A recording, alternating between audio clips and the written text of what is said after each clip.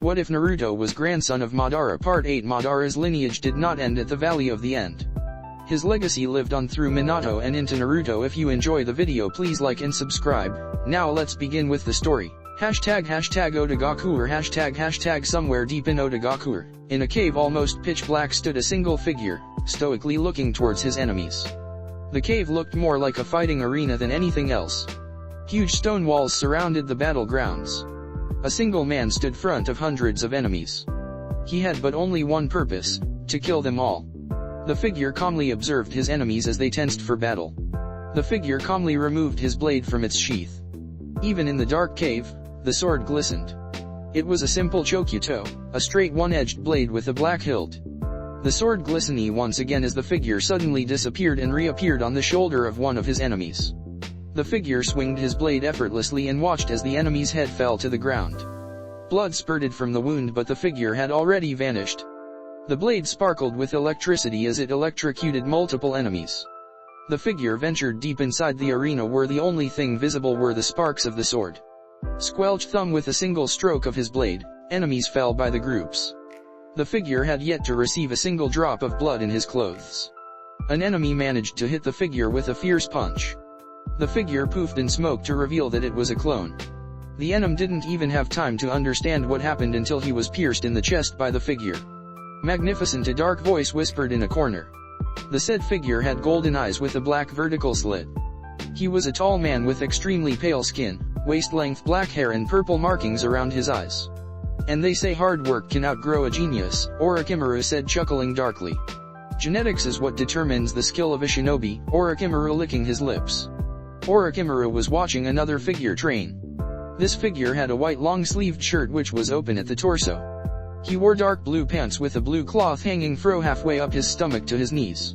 He also wore black arm guards that covered his forearms and stretched up to reach his upper biceps. He also wore a purple rope belt around his waist, tied in a bow, in which he carried his sword. Katon, Kukaku no Jutsu, great fireball technique, the figure said as he released a massive fireball towards his enemies, melting 3 of them. The figure ducked beneath a punch and disappeared in a show of speed. He reappeared a few meters away only to watch his enemy's body being split in half. The figure continued his onslaught upon his enemies. They stood no chance against this figure, who had superior speed, strength, and sight.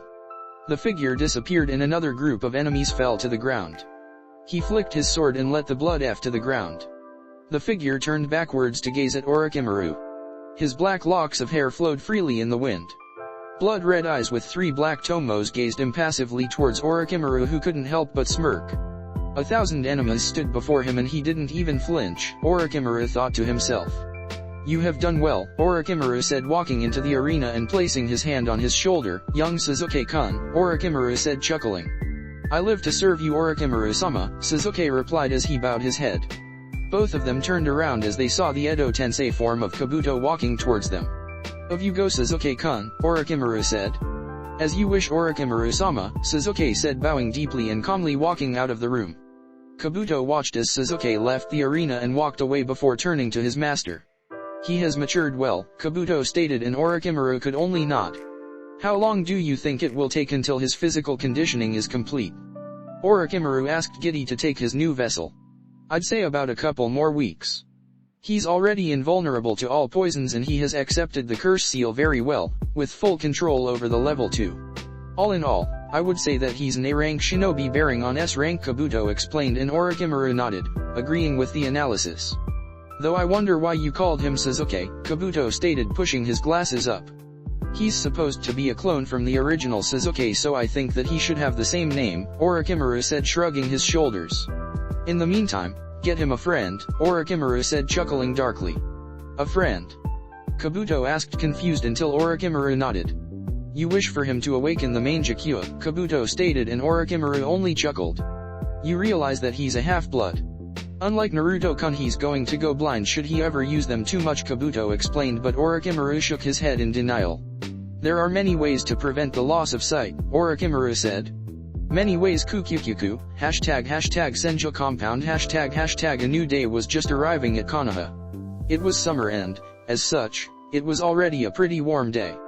Konoha always had a nice weather, neither too hot in the summer or too cold in the winter. Not that it mattered for our favorite couple who were lying down together in their bed. Naruto was lying on the bed with Hinata lying on top of his chest. Both of them were awake, they were just enjoying the company and warmth of the other. Hinata shivered as Naruto softly ran in his hand over her back. Hinata looked up to see Naruto deep in thought. "What are you thinking so hard about?" Hinata asked.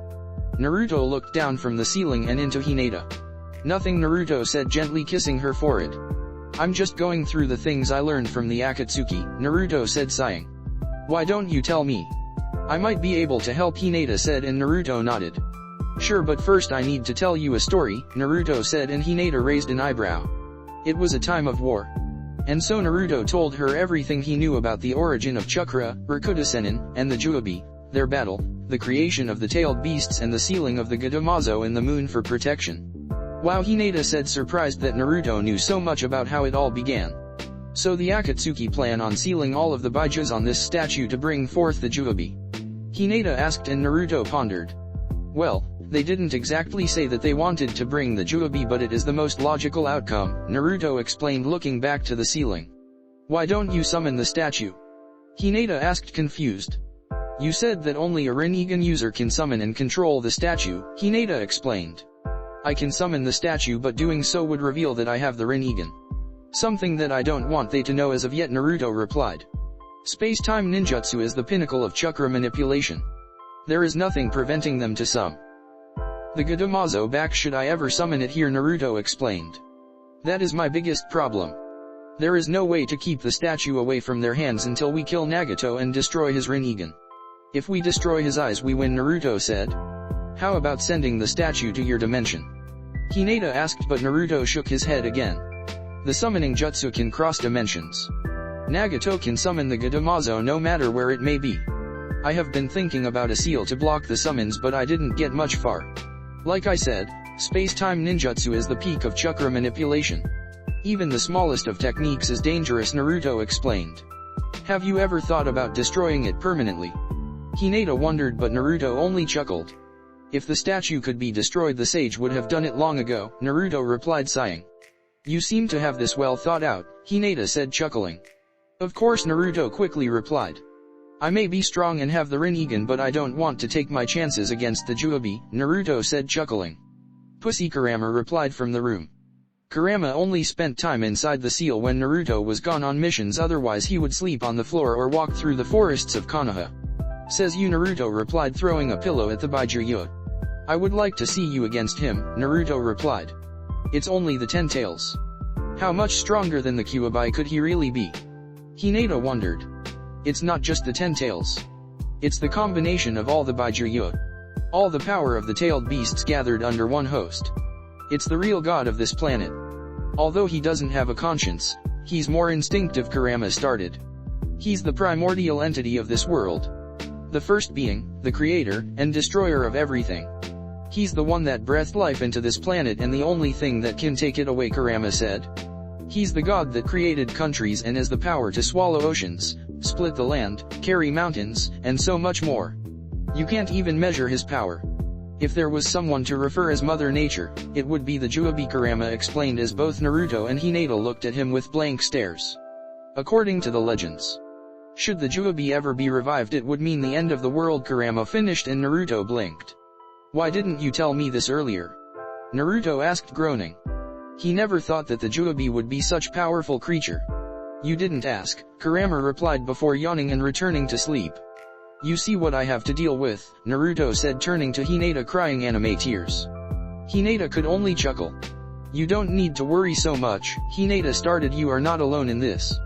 No man should carry this burden alone," Hinata stated. "I know. But with me having the Rinnegan, I feel as if it's my duty to protect the planet," Naruto replied. "But enough of this dark mood. How about we go for breakfast?" Naruto asked, and Hinata nodded. Hashtag Senju compound, kitchen hashtag morning. Naruto and Hinata both said as they arrived at the kitchen, greeting everyone. Minato replied, only for Naruto's jaw to drop. "Why you?" Naruto stuttered when Minato gave him the traditional Uchiha grunt. Ha ha ha ha ha. Kushina dropped to the ground laughing, and Minato couldn't hold back a chuckle as they watched Naruto stutter. "You fell for it," Kushina said, but Naruto had a blank look on his face. It was a prank, Tobirama explained. Oh, you are back, Naruto said, and Tobirama nodded. Tsunade has placed me as the new envoy towards Kiri, Tobirama explained, and Naruto nodded. It was a really good grunt though, Hashirama said, scratching his chin. Bitch please, I can do that better than him, Naruto stated as he sat down on the table. I will take that bet, Minato said as he and the Senju brothers stared at Naruto in concentration. The ladies couldn't help but sigh and chuckle. They are all old enough but they can still act like children, Mito said, shaking her head. Isn't that why we like them? Hinata rhetorically asked, and both redheads nodded. Naruto got up from the table and cleared his throat. He arched his lips ever so slightly to allow a small arrogant smirk to appear. Naruto cocked his head slightly to the side, allowing his bangs to slowly show his Sharingan eyes. Naruto released a grunt and smirked at their reactions. No, Minato wailed on the ground, crying anime tears. I worked so hard these last few weeks on that grunt, Minato cried on Kushina's shoulder while she patted his back. There, Kushina whispered on Minato's ear. I've gotta say that grunt was a good one, Tobirama said while Hashirama only laughed. How can you do it so well? Minato asked, curious. I'm older than you, Minato explained. You didn't have to put up with Sasuke for 6 years in the academy. He was the epitome of Uchiha-ness. I heard multiple grunts every single day, Naruto groaned as he explained. Ding dong, I will get it, Naruto said, walking towards the entrance of the compound as he heard the bell. He opened the door and was surprised to see who was at the door. Hanabi, Naruto said. The person standing in front of him was like a smaller version of Hinata. She was dressed in the traditional formal kimonos. What are you doing here? Naruto asked, surprised. Naruto-sama, I hereby accept your invitation to visit the Senju compound, Hanabi said, and Naruto blinked as he scratched the back of his head. Yeah, sure, Naruto said as he opened the door and allowed Hanabi to enter the compound. Naruto thought it was strange for Hanabi to come this early in the morning and without a bodyguard, no less. Wait here, Naruto said as he went slightly ahead to warn Hashirama and the others to put up their masks. It wouldn't be a good should Hanabi find out the identity of the dragons. An S-rank secret discovered by an academy student, like that happens the time. We have a visitor, Naruto said as both he and Hanabi entered the kitchen. Hanabi was surprised to see so many people in there. There were at least 5 masked persons, each mask bearing a different color. There was Temari, Kankuro, Gaara, Fu, and finally Hinata. Hinata said, surprised to see her younger sister. What are you doing here? Hinata asked, confused. She never in a million years expected her younger sister to come to the Senju compound. Ayano, Hanabi stuttered as she poked her fingers. She didn't realize there would so many people in here, and that alone made her little shy. Naruto-sama said that I could visit anytime, Hanabi said, looking down and making Hinata smile. You are among family, no need for formalities. Besides, Hayashi isn't here to see, Naruto said as he sat down at the table next to Hinata. Breakfast? Naruto asked just in time to hear Hanabi's stomach rumble. She turned a shade of red that would put the old Hinata to shame. Don't mind them. They are just grown-up kids, Red, Kushina said as the males snickered. Red approached Hanabi and placed a hand of her shoulder, leading her to the table and seating here to Hinata's right. Hanabi hesitantly picked up a piece of bread as Hinata smiled and turned to her, handing her the butter. She ate breakfast rather quiet and preferred to observe everyone else. Everyone talked and laughed out loud. It was such a different ambient from the Hyuga clan. The Senju clan was the only one, besides the Uchihas, that had enough status to compete with the Hyugas. And yet, the Senju weren't all uptight like her father and family. The Senju had a warm and welcoming ambient. She smiled slightly as she watched Naruto compete with the red-masked woman to see who could finish the meal faster. Everyone was sit in random places. In the Hyuga clan, Hayashi, the clan head, always sat at the edge of the table with her daughter, the clan heiress, to his right. It was a way to signify his power and status inside the clan. But, unlike Hayashi, Naruto sat in the middle of the table. He didn't even seem to care for manners while eating. Hanabi giggled as she watched Hinata wipe Naruto's mouth as he was complete stuffed.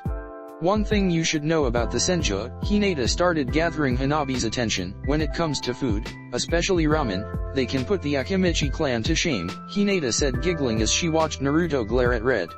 Is it always like this? Hanabi asked in disbelief. She was surprised as to how the strongest clan in the world could act so casual. The compound was so full of life unlike hers that gave a cold and lonely vibe. Even if the Byakugan could see through WA pretty much, Hinata replied in taking a sip, though it's difficult for all of us to gather together for breakfast. Each one of us has their duties and schedules that rarely coincide, Hinata explained and watched as Hanabi picked up a napkin and cleaned her mouth very slowly. Hanabi then proceeded to straighten herself and adopt her neutral face. No need to be so formal, Hanabi-chan, Hinata said and watched as Hanabi's back slightly slumped backwards. How are you so strong? Hanabi muttered beneath her breath, but loud enough for Hinata to hear. Tio Usama always says that I'm weak and that I'll never be anything like you, Hanabi said, sadly breaking Naruto from his eating contest. Why would Hayashi compare you to Hinata-chan of all people? Naruto asked, confused, and watched as Hanabi became slightly uncomfortable in her seat with all the attention. She didn't want to come off as weak or needy. Tio Usama says that Hyuga blood runs strong in her. He says that I will never become strong as her and that I can only chase her shadow, Hanabi said sadly, making Hinata place her arm around her protectively. He's doing the same thing he did to me. And now he's undermining her because she can't reach his expectations once again, Hinata thought sadly. He always has and keeps tabs on the bingo book to track your progress, Hanabi replied. He says that you are probably stronger than the Hokage. That you are the first S-rank shinobi of the Hyuga clan, Hanabi replied, and Hinata was surprised that father was keeping tabs on her like that. Don't worry, Hanabi-chan, Hinata said, comforting her little sister. Me and Naruto-kun have a plan. You just have to wait a little longer, Hinata said, and Hanabi looked up confused. What plan? Hanabi asked, confused about what she was referring to. That is a secret, Hinata said, playfully poking her nose. If you want I can help you train, Hinata said, and Hanabi looked dumbfounded. Why would you do that? Hanabi asked, confused. I've done nothing for you and in the end you would just be pleasing my father, Hanabi replied, frowning. Because you are my little sister and regardless of what father says, you are strong in your own right, Hinata firmly replied. Really? Hanabi asked hopefully with her eyes tearing up. Of course, Hinata replied, hugging her little sister for the first time. Hanabi cried for the first time in her life. Releasing all the sadness, anger, and loneliness she felt by living her whole life with an unsupportive family and a harsh and stern father. She aged to leave her house to find her real home. Poor girl, Tobirama said, dropping his mask as he watched Hanabi fall asleep in Hinata's shoulders. It looks like the Hyugas are taking the Uchiha's place. Either you live up to their standards or you become an outcast, Hashirama replied, sighing. Even back in the days in which he was Hokage, it was always difficult dealing with the Hyugas. Only the main branch is like that, and even then there are some exceptions like Hanabi. But all of that will change soon enough, Naruto said in a firm tone. You should be careful to what you are planning, Naruto, Minato warned. The branch house has always resented their lives as slaves. Should the main house ever falter, they might take their chance and that would lead to a civil war inside the clan, Min advised. Not with what me and Hinata-chan have planned, Naruto replied. Once they become aware of what is happening it will be too late. Our plan will be swift and effective. There will be no time for a civil war, Naruto replied as he watched Hinata carry Hanabi away to their bedroom. The poor girl was exhausted. A few minutes later Hinata returned with Hana. That prick is going to get it for not raising any of you properly, Hana said, pissed off that her husband would treat her children like this. Don't worry, Kaa-san. That will change soon enough, Hinata assured. In the meantime, why don't you get to know Hanabi-chan? She has never met you, Hinata said, and Hana was surprised but happy since she could bond with her younger daughter. The one she never got to see. 1. ### later that day ### ding dong again. Naruto groaned to himself, propelling himself from his bed. He didn't have much to do today other than train or meditate. Everyone else was busy. The dragons were busy in Umbu, Gaara, and his brothers had missions with Anko. Fia went to the Abarame compound and Hinata was bonding with her little sister and mother. Naruto opened the door and immediately frowned at who stood at the gate. He had long, black hair, and white eyes. He wore a very traditional, loose-fitting robes with a long-sleeved, brown haori. Hyuga Hayashi was standing in front of Naruto with an impassive gaze, as if Naruto should be honored to be in his presence. Next to Hayashi stood a single-branch bodyguard. That particular bodyguard was none other than Hyuga Neji. Long time no see, Neji, Naruto said, and Neji simply nodded. What can I do for you, Hayashi? Naruto asked, and Hayashi scoffed at his blatant disrespect for his social status. And even more that Naruto greeted his bodyguard first instead of him. I've come to fetch my daughter, Hayashi replied, placing both hands in the opposing arm's sleeve.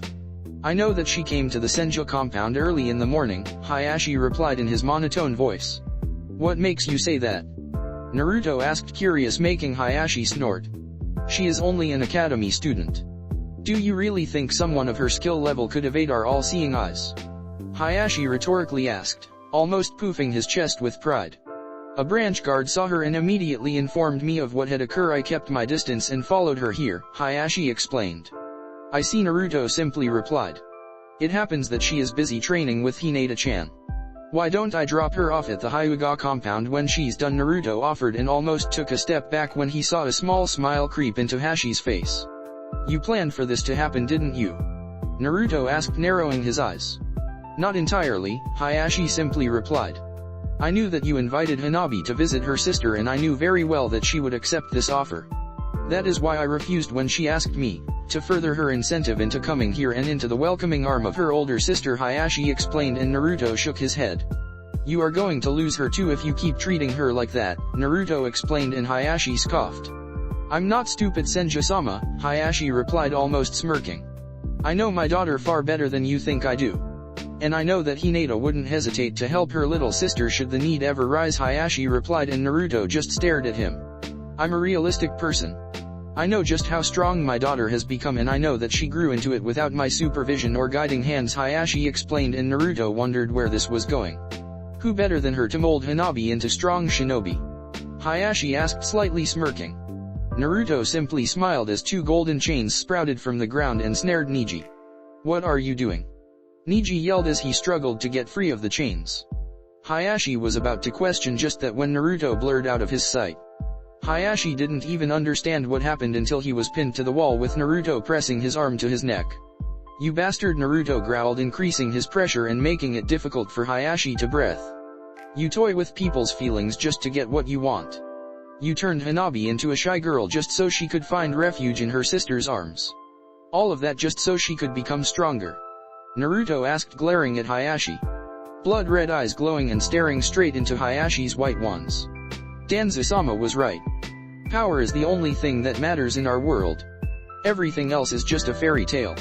Do you really think that Konoha became the strongest of the 5 nations by playing by the rules or saying that the pen is mightier than the sword? Hayashi asked. You are nothing but a naive kid, Hayashi replied, making Naruto increase his grip. I will do whatever it takes to keep our lineage strong and unyielding like it has in the past, Hayashi replied, struggling against Naruto's grip. There are boundaries and family should be one of those. You already lost first daughter and if you keep this up you will lose Hanabi as well, Naruto said, seething. And even after everything you did, Hinata is still going to forgive you, Naruto replied, calming down. Because that is the kind of person she is. I should kill you right now, Naruto replied as his Sharingan started spinning. That is enough, Naruto-kun, Hinata said as she arrived in a shunshin with Hanabi in tow. Naruto calmed down and released Hayashi as he fell to the ground coughing and nursing his throat. Hinata approached her father and quickly applied a healing jutsu to heal the damage he took. Thank you, Hinata-chan, Hayashi replied, as he stood up, smiling and making Naruto growl at him. Father, Hinata said and walked very slowly to him. Hayashi almost took a step back when he saw her smiling. Hinata approached Hayashi and whispered into his ear. I'm going to keep an eye on you.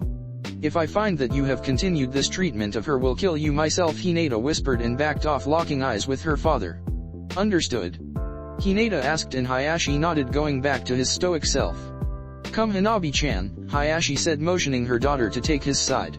Hanabi hesitated for a moment before remembering what she and Hinata agreed. Reluctantly, Hanabi walked forward until she was by her father's side. You are always welcome at the Hyuga clan, Hayashi said towards Hinata, who remained neutral. Come, Niji, Hayashi said as the 3 of them walked off. What were you thinking? Hinata asked towards Naruto. Why did you need to embarrass him? In front of Niji, a branch member of all Hyugas. Hinata asked. Just trying to make him see the light, but I know now that it's useless, Naruto replied, walking forward and placing an arm around Hinata. And don't need to worry about Hanabi. He will never do anything to her, Naruto replied. What makes you so sure? Hinata wondered. Regardless of what he wants, he needs an heir to the clan and Hanabi is the only viable choice. He would never give it to a branch member, Naruto reasoned. Everything he did was to ensure that he got a strong heir to lead the clan. I think we should move up our timetable on dealing with them, Naruto explained, and Hinata nodded. It was time to begin their plan and the preparations would take a few days. Hashtag Toby's hideout. Mountain's graveyard. Hashtag a swirling sound could be heard in a cave deep beneath the earth. Toby had just arrived from his rather colorful reunion with Senju Naruto, Jinhyuriki of the Kyuubi. Naruto had just threatened his entire organization with death. But the problem was the brat could back up his threats. Naruto had just killed 2 members of his group. The Kyuubi brat intrigues me to no end, Toby said to himself as he wondered how the Godamazo could react to Naruto's chakra. It was true that Naruto released enough chakra to match a Byakuya, but even then, something was off. The air around Toby swirled again and Zetsu was dropped to the floor. Toby narrowed his eyes at the plant-like men and wondered what he would do with him. What do you intend to do? The white Zetsu asked, breaking Toby from his thoughts. If I gave an order that would conflict with Naruto's orders, whose orders would you follow? Toby wondered. My allegiance is to my maker, so Madara-sama's blood will always be my master, the white Zetsu replied, making Toby curse in his breath. And your clones? Toby asked. My clones are but blank soldiers. They can be programmed to obey only you if that is what you wish, Zetsu replied, making Toby smile behind his mask. Excellent, Toby replied. What will you do now? Zetsu asked. Naruto revealed that I'm not Uchiha Madara to the whole group at once. That will make Nagato an unstable pawn on my side. I will have to tread carefully dealing with him as of now, Toby replied, bringing his hand to his chin. If it comes to that, I will personally kill him and takes his Rinnegan, Toby said, sighing. Though he still had his uses, Toby said, chuckling. We will let things unfold for now. Let's wait and see what Naruto's next move is, Toby said as he walked off into the hideout. In the meantime, I'm going to give Naruto a little present, Toby said, smirking behind his mask. I'm going to show him that I am no prey, Toby said, looking at the shinobi kneeling in front of him. I have a mission for you, Toby said, making the shinobi raise her head and display her glowing blood-red eyes. Now Chan. Hashtag previously hashtag I have a mission for you, Toby said, making the shinobi raise her head and display her glowing blood-red eyes. Now Chan hashtag now hashtag what's the mission, Fugaku-sama? Now asked, raising her head to lock eyes with her leader. Blood-red eyes with black tomos shining behind her black bangs of hair that threatened to block her eyes. This mission is to be completed at all costs, Fugaku said behind his orange mask and now only nodded. Naruto decided to threaten all of the Akatsuki with death, and me particular, since I was responsible for the death of his father and mother, Fugaku explained, and now simply heard what he had to say. I want to show Naruto that there are no lengths to where I would go, there is nothing I wouldn't do to complete the Tsuki no Mikakaku, Eye of the Moon plan, Fugaku said with his lone Sharingan glowing. You wish for me to assassinate Hyuga Hinata? Now wondered. If Fugaku truly wanted to harm Naruto, she would be the most effective target of all of Konoha. No, Fugaku replied, making now raise her eyebrows. I want you to kill the king of Konoha, Fugaku said, smiling darkly. The king? Now asked, confused, not knowing what he meant. The academy, Fugaku said with his Sharingan glowing. I want you to kill every single student in there, Fugaku said, and now's eyes widened. What? Now yelled in surprise. Is there a problem? Fugaku asked, narrowing his eyes. Why you want me to kill some innocent kids who aren't even shinobi, now said, looking at the floor, not willing to lock eyes with her leader. I don't want them just dead, I want them bloody. Naruto will know that it was a mistake to hurt me, Fugaku said, looking intently at Now. You will follow my orders, correct? Fugaku asked in a firm tone and narrowed his eyes when Now hesitated. Yes, Now replied in a defeated tone. I will do as you wish, Fugaku-sama, Now said. Excellent, Fugaku said in a happier tone. Don't disappoint me again, Fugaku said and swirled away. Now sighed and got up and started walking away. Hashtag Konoha's graveyard, middle of the night hashtag if no one else is going to say it then I am, Naruto said, crossing his arms. This is disgusting even by my standards, Naruto said, pointing at the gates that lead to the graveyard. What are you complaining about? Hinata huffed, I'm the one that is going to cut her open, Hinata replied, and Naruto's face contorted in horror. Bunch of hussies, Tobirama replied as he stood there with his arms crossed, watching the younglings. You aren't doing much either, Hashirama replied, making Tobirama's eye twitch. You are the Doton, Earth, user. It's your job, Tobirama replied, making Hashirama groan. So is Naruto, Hashirama replied, pointing towards Naruto. Oi, leave me out of this. You are the one with the Mokuton bloodline, Naruto replied. Will you shut up and get on with it, Tsunade roared, making everyone flinch at the sudden sound spike. Weren't we doing this at night to keep it a low profile? Mito rhetorically asked towards the fuming Tsunade. If you keep yelling you are going to wake up half of Konoha, Mito reasoned. How can you deal with those three? Tsunade asked, pointing towards Tobirama, Hashirama, and Naruto. They are like kids on a sugar rush, Tsunade said, sighing. You get used to it eventually, but why are you complaining? You are a Senju as well, Mito replied. At least Minato wasn't so loud since he was an Uchiha. The Uchiha always were a quiet bunch. In fact, the Uchiha and Senju were the opposite in almost everything, including personalities. Are we going to do this or wait until the Umbu find us during their night patrol? Minato asked, breaking the fight going on. Fine. Let's get this on with, Hashirama said and turned to Tsunade. Whose grave are we profaning again? Hashirama asked. Now Uchiha 13 years old. She was the daughter of Mika Uchiha and Sora Uchiha and had an older sister by the name of Nana Uchiha, Tsunade replied, opening and reading her file. She graduated at age 7 along with Itachi Uchiha, and both of them were enrolled in the same team. They both became Chunin at the age of 10. Then they split up. Itachi joined Umbu and now continued her job becoming a Jounin just before getting killed, Tsunade read from the file. It says here that she was very talented in fire ninjutsu, even among other Uchihas. She was the only one that came close to even rivaling the Uchiha Itachi before he did the cleanup, Tsunade explained as she closed her file and everyone walked toward the gravesite. A good Uchiha is a dead one, Tobirama answered, much to the shock of everyone. Tobirama, Hashirama yelled and Tobirama huffed. You know I'm right, Tobirama replied. What about Minato? Hashirama asked, pointing towards the blonde. He's alright, Tobirama replied, and everyone's sweat dropped. Let's just dig her up and be done with this, Tsunade stated. Here lies Uchiha now, a proud Uchiha, may she rest in peace. Hashirama kneeled, placing both hands on the ground. The ground shook a little bit as the earth slowly began to break apart. The ground split in two as the coffin slowly made its way up towards the surface. Once the coffin was outside, Hashirama closed the hole. Who wants to do the honors? Tsunade asked and Hashirama shrugged. Hashirama's arm turned into wood as he used it crack open the coffin.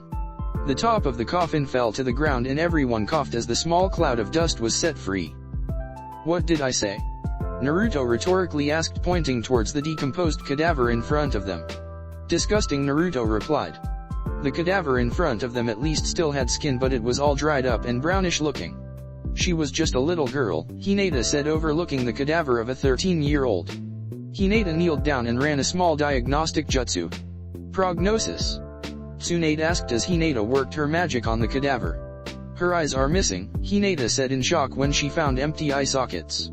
Members of the Uchiha and Hyuga clans have their eyes removed and destroyed at death to prevent exactly what we are doing right now, Tsunade explained, and Hinata nodded, going back her work. Cause of death? Blade through the heart, Hinata replied. It doesn't seem to be a fake. All the normal indicators are here.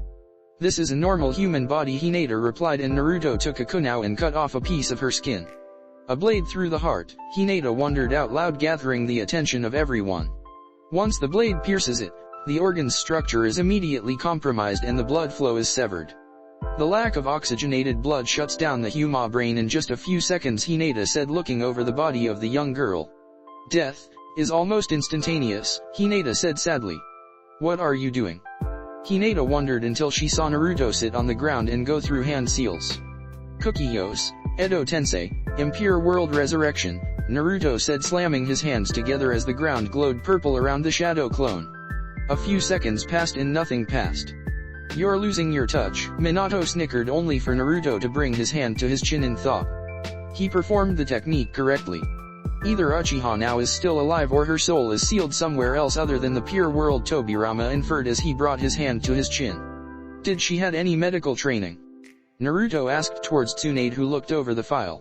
Only the basics. She was strictly a taijutsu, ninjutsu, and genjutsu user, Tsunade said, and watched as Naruto looked around. What are you thinking, Naruto? Tsunade asked in a serious voice. Did the coroner or the one who performed the autopsy cross-match the DNA to the files? Naruto asked, and Tsunade narrowed her eyes. That's classified information, Naruto. Only myself and the top medical officers know that we have a DNA database of all of our shinobi. Care to explain how you found out? Tsunade asked. When you found Sakura's remains in ash. You said it so yourself, Naruto replied and got thinking. According to Hinata-chan, this is a human body and its DNA matched the one in the database, Naruto wondered out loud. A 13-year-old without any medical training, while still a jounin, wouldn't be able to fake her death to this extent, Naruto said as he walked around until he stopped next to another grave. Here lies Uchiha Mikoto, loved by her family, cherished by her friends, may she rest in peace. Naruto tapped his foot on the ground and watched the earth split itself and another coffin rose to the ground. Wait, Naruto, Kushina said as she rushed her son. She was a dear friend. Be respectful, Kushina said looking over the headstone. Naruto nodded and used his kunao to spread the coffin apart. Inside the coffin laid another cadaver. It was in a similar shape of Nao's, the skin was dry and withered. Though this cadaver belonged to a fully developed woman. Like Nao, she had the markings of a blade in the middle of her chest. Naruto cut off a piece of her skin, sat on the ground once again. Kukiyos, Edo Tensei, Impure World Resurrection, Naruto said as the ground glowed purple around the shadow clone. A few seconds had passed and nothing had happened yet again. Something is off here, Naruto said and turned to Hinata, but she was already on the cadaver of Uchiha Mikoto. It's a human body as well, Hinata replied, and Naruto was wondering what the hell was happening. Did Itachi use some type of sealing jutsu when he slaughtered his clan? Tobirama, Mito, Naruto called out, gathering the attention of both of them. Set up a small barrier around the graveyard so that we aren't interrupted, Naruto ordered, and both of them went to work on it. Father, Naruto said and turned to Minato. Set up a genjutsu on the barrier to disguise it, Naruto said, and Minato nodded. Who died and made you boss? Kushina asked jokingly, but Naruto didn't reply as he was busy. What are you planning, Naruto? Tsunade asked, curious about what Naruto had planned. Tajuyokage Bunshin, multiple shadow clones, Naruto called out with his fingers in a T-shape. Spread out in groups of 2. Each group takes a tomb. Once Hinata has verified that the cadaver is really human, use the Impure World Resurrection, Naruto ordered and watched as the clones went to work. Hinata quickly made enough shadow clones to match the number of tombs and everyone went to work. Something is off. The Uchiha were always secretive since they lived in the outskirts of the village. But suddenly one of their own turns on them and kills them all but leaves his brother alive. Naruto questioned in doubt. A few years later, not one but 2 Uchihas appear out of nowhere. And to make matters worse, their souls are not in the pure world, where they are supposed to be, Naruto explained. Something is off in all of this, Naruto stated out loud, and everyone nodded. This Uchiha massacre stinks and Naruto would go to the end of it to find the real truth. It took half an hour for everyone to go through every single coffin of the Uchiha clan and he wasn't able to revive anyone. Everyone's bodies were still there minus the body of Uchiha Shisui. Do you think it's possible for Itachi to have sealed everyone somewhere? Naruto asked towards Minato, Mito, and Tobirama. Nothing like getting a second opinion. Possible? Yes, although it's very unlikely, Mito replied. They were all killed by a blade through the heart. According to Hinata, that was the cause of death, which makes sealing their souls even more unlikely, Minato added, and Naruto nodded. Besides, sealing rituals take a considerable amount of chakra and time, and to seal everyone in the clan in a single night it's highly unlikely, Minato explained, and Tobirama nodded in agreement. So the more logical outcome is that they faked their own deaths, Naruto said, and everyone agreed. We need to talk with the old man about this. He was the ruling Hokage at the time, Naruto said, and proceeded to bury everyone except Nao, which Hinata was taking to the hospital for a more deep examination. Those were human bodies that had the same DNA. These clones of some sort required vast knowledge of medical jutsu to create. What about the Uchiha brat that remained? Tobirama remembered and everyone stopped walking. Itachi had killed everyone but had left Sasuke alive. Why? Do you think that the Sasuke that remained was also a fake? Hinata wondered. What a mess this was turning out to be. No, he was the original, alright, Naruto replied. What makes you say that? Minato wondered. Because Tobi broke him out from the Umbu prison. If he was simply a clone, Tobi would just let him die like everyone else in there, Naruto explained, pointing to the graveyard. These are all suppositions, you know that, right? Mito said, and Naruto nodded. I'll ask Jiraiya-kun to keep an eye open for Uchihas. Maybe his spy network can give us some hints, Tsunade said, and everyone walked home. They had to talk with Hiruzen in the morning and get the facts clear. ### forest outside of Konoha ### It was the middle of the day at the forests of Konoha. The birds were chirping peacefully and the wind was rustling through the leaves. Everything seemed quiet and peaceful until an blonde blur was seen jumping from branch to branch. The person running towards Konoha was Uchiha now, although she was a little bit different. Instead of her usual black hair, she was now blonde and the once pitch black eyes were now a dark brown. Her usual attire was also different. Instead of the traditional dark blue vest with the Uchiha clan and her sword on his back, she now supported simpler clothes, more civilian clothes to be specific. She wore a short-sleeved pink shirt with the end of the sleeves and the collar being red in color and had black pants. Now continued jumping from branch to branch. She looked up and noticed the big green gates of Konoha. She was nearing Konoha. She jumped to the ground and started walking as a civilian should. Halt! Kotetsu yelled as he blocked Nao's path. Nao smiled as she stopped walking. Sorry for the outburst, Kotetsu said, scratching the back of his head. He had a little red tinge on his cheeks as he looked towards the beauty in front of him. No problem at all, Nao replied, smiling Kotetsu's embarrassment. Cough cough. Kotetsu cleared his throat as he tried to regain his bearings. Reasons for vising Konoha, Kotetsu asked as he tried to look professional. That would be telling, Nao smiled as her eyes gained a red color. She gazed at Kotetsu with her Sharingan, cast a small genjutsu. Of course. Enjoy your stay, Kotetsu replied. Nao smiled as Kotetsu went back for his booth and Nao went on her way. How nostalgic, Nao said to herself as she looked around the busy streets of Konoha. It was the middle of the day and the streets were booming with activity. Nothing has changed, Nao smiled as she looked over Konoha. Everything was still the same as it was almost 10 years ago.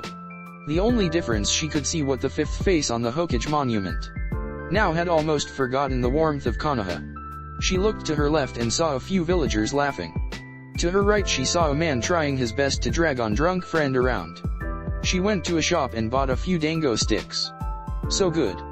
I've almost forgotten how good this was, Nao said as she continued walking while eating her sweets. She looked forward and her heart almost stopped when she saw two people coming right towards her. The male had long blonde, waist-length, and spiky hair with fangs that framed his face and partially covered his right deep blue eye. He also had distinctive whiskers marks on each cheek. The female to his side had straight, waist-length, Heim-style haircut. Her eyes were white, trademark of the Byakugan. Thump now could feel her heartbeat increasing with each step she took. Step by step she could see them getting closer and closer. She steadied herself as she couldn't do anything out of the ordinary. She knew that both of them were skilled sensors and any altercation on her chakra and her mission was blown. Thump now took a deep breath and time almost stopped as she crossed both of them. She tilted her body to the side as she slightly grazed Hinata's shoulder due to the crowd. Now almost panicked but continued forward as if nothing had happened. She let out a breath of relief when she felt their chakra getting farther and farther away. Suddenly Hinata stopped walking and turned around to look at the crowd. Something wrong? Naruto asked as he noticed Hinata look at the crowd. It's nothing. I just thought I saw someone I knew, Hinata replied, and Naruto nodded.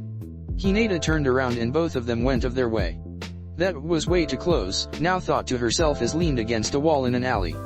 If she had been caught she would been killed. If I remember correctly the academy was this way, Nao thought and made her way towards the academy.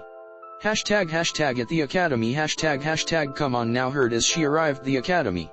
Outside there were a few students doing laps around the field as their instructor was cheering them on to make them run faster. Nao made her towards the main entrance of the academy and made her way toward the classrooms.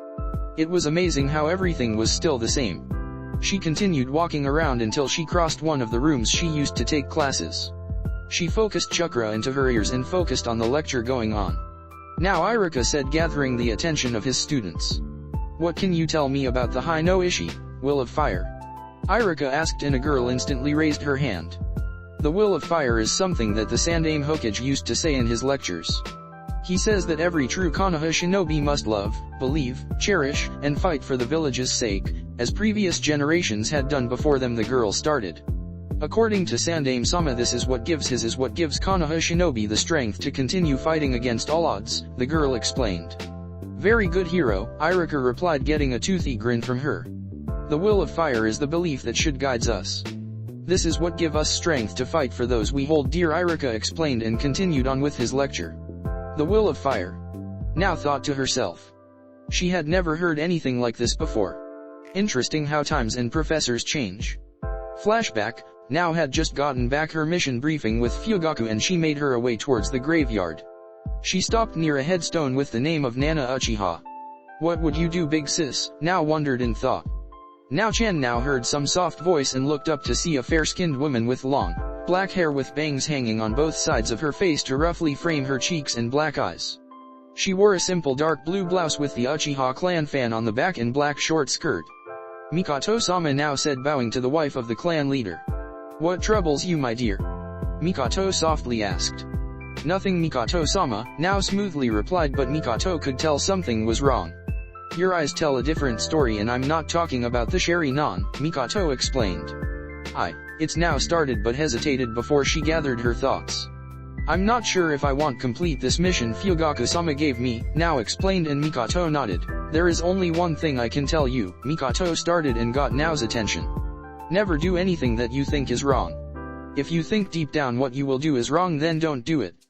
You will regret it for the rest of your life, Mikoto sadly explained, and now got curious. Did you do anything? Now asked. I betrayed my best friend. We grew up together and she was like a sister to me. We went to the academy together, we trained together, we talked about clothes, weapons, boys. And yet I'm the reason she and her husband are now dead, and the reason I now possess these cursed eyes, Mikoto said, flaring her Sharingan and displaying her Manjikyu for the first time.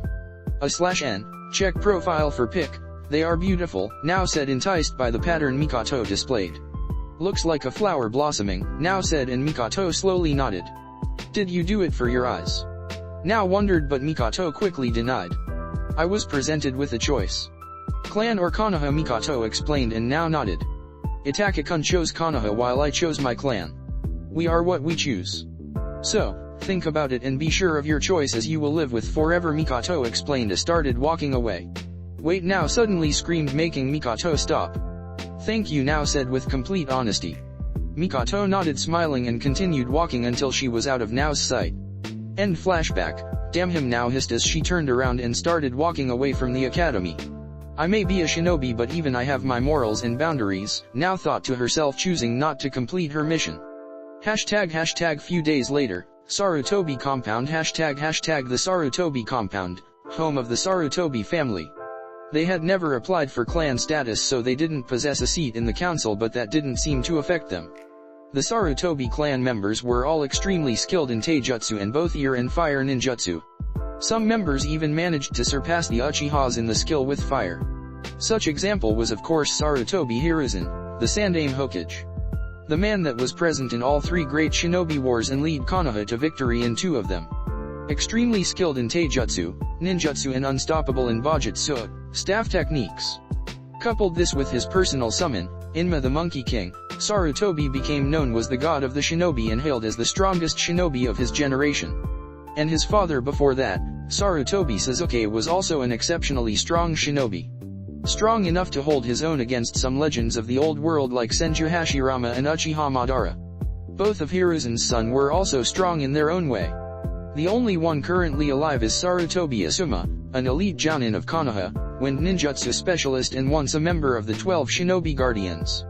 Ding dong, the bell rang through the whole Sarutobi compound. Standing at the gates were almost all of the dragons with their masks, with the exception of both Naruto and Hinata. Tsunade was also there, as she was the Hokage and she needed to know everything that went down on her village.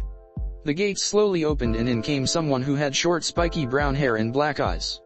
He wore long gray pants and a pale green jacket with a dark green stripe down the middle. He also wore his long blue scarf and now bore a Konoha protect in his forehead. Naruto Nii-chan Kano Amuro greeted in happiness. Who's the brat? Blue, Tobirama, asked, pointing to Kano Amuro, who huffed. That would be Sarutobi Kano Amuro, grandson of Sarutobi Hiruzen, Naruto explained, and Green, Hashirama, crouched to his level. He looks like him, Green replied. Who are they? Kano Amuro asked, pointing towards the masked guys standing next to Naruto, Hinata, and Tsunade. I'll tell you someday, Naruto said, ruffling his hair. We need to talk to the old man. Is he home?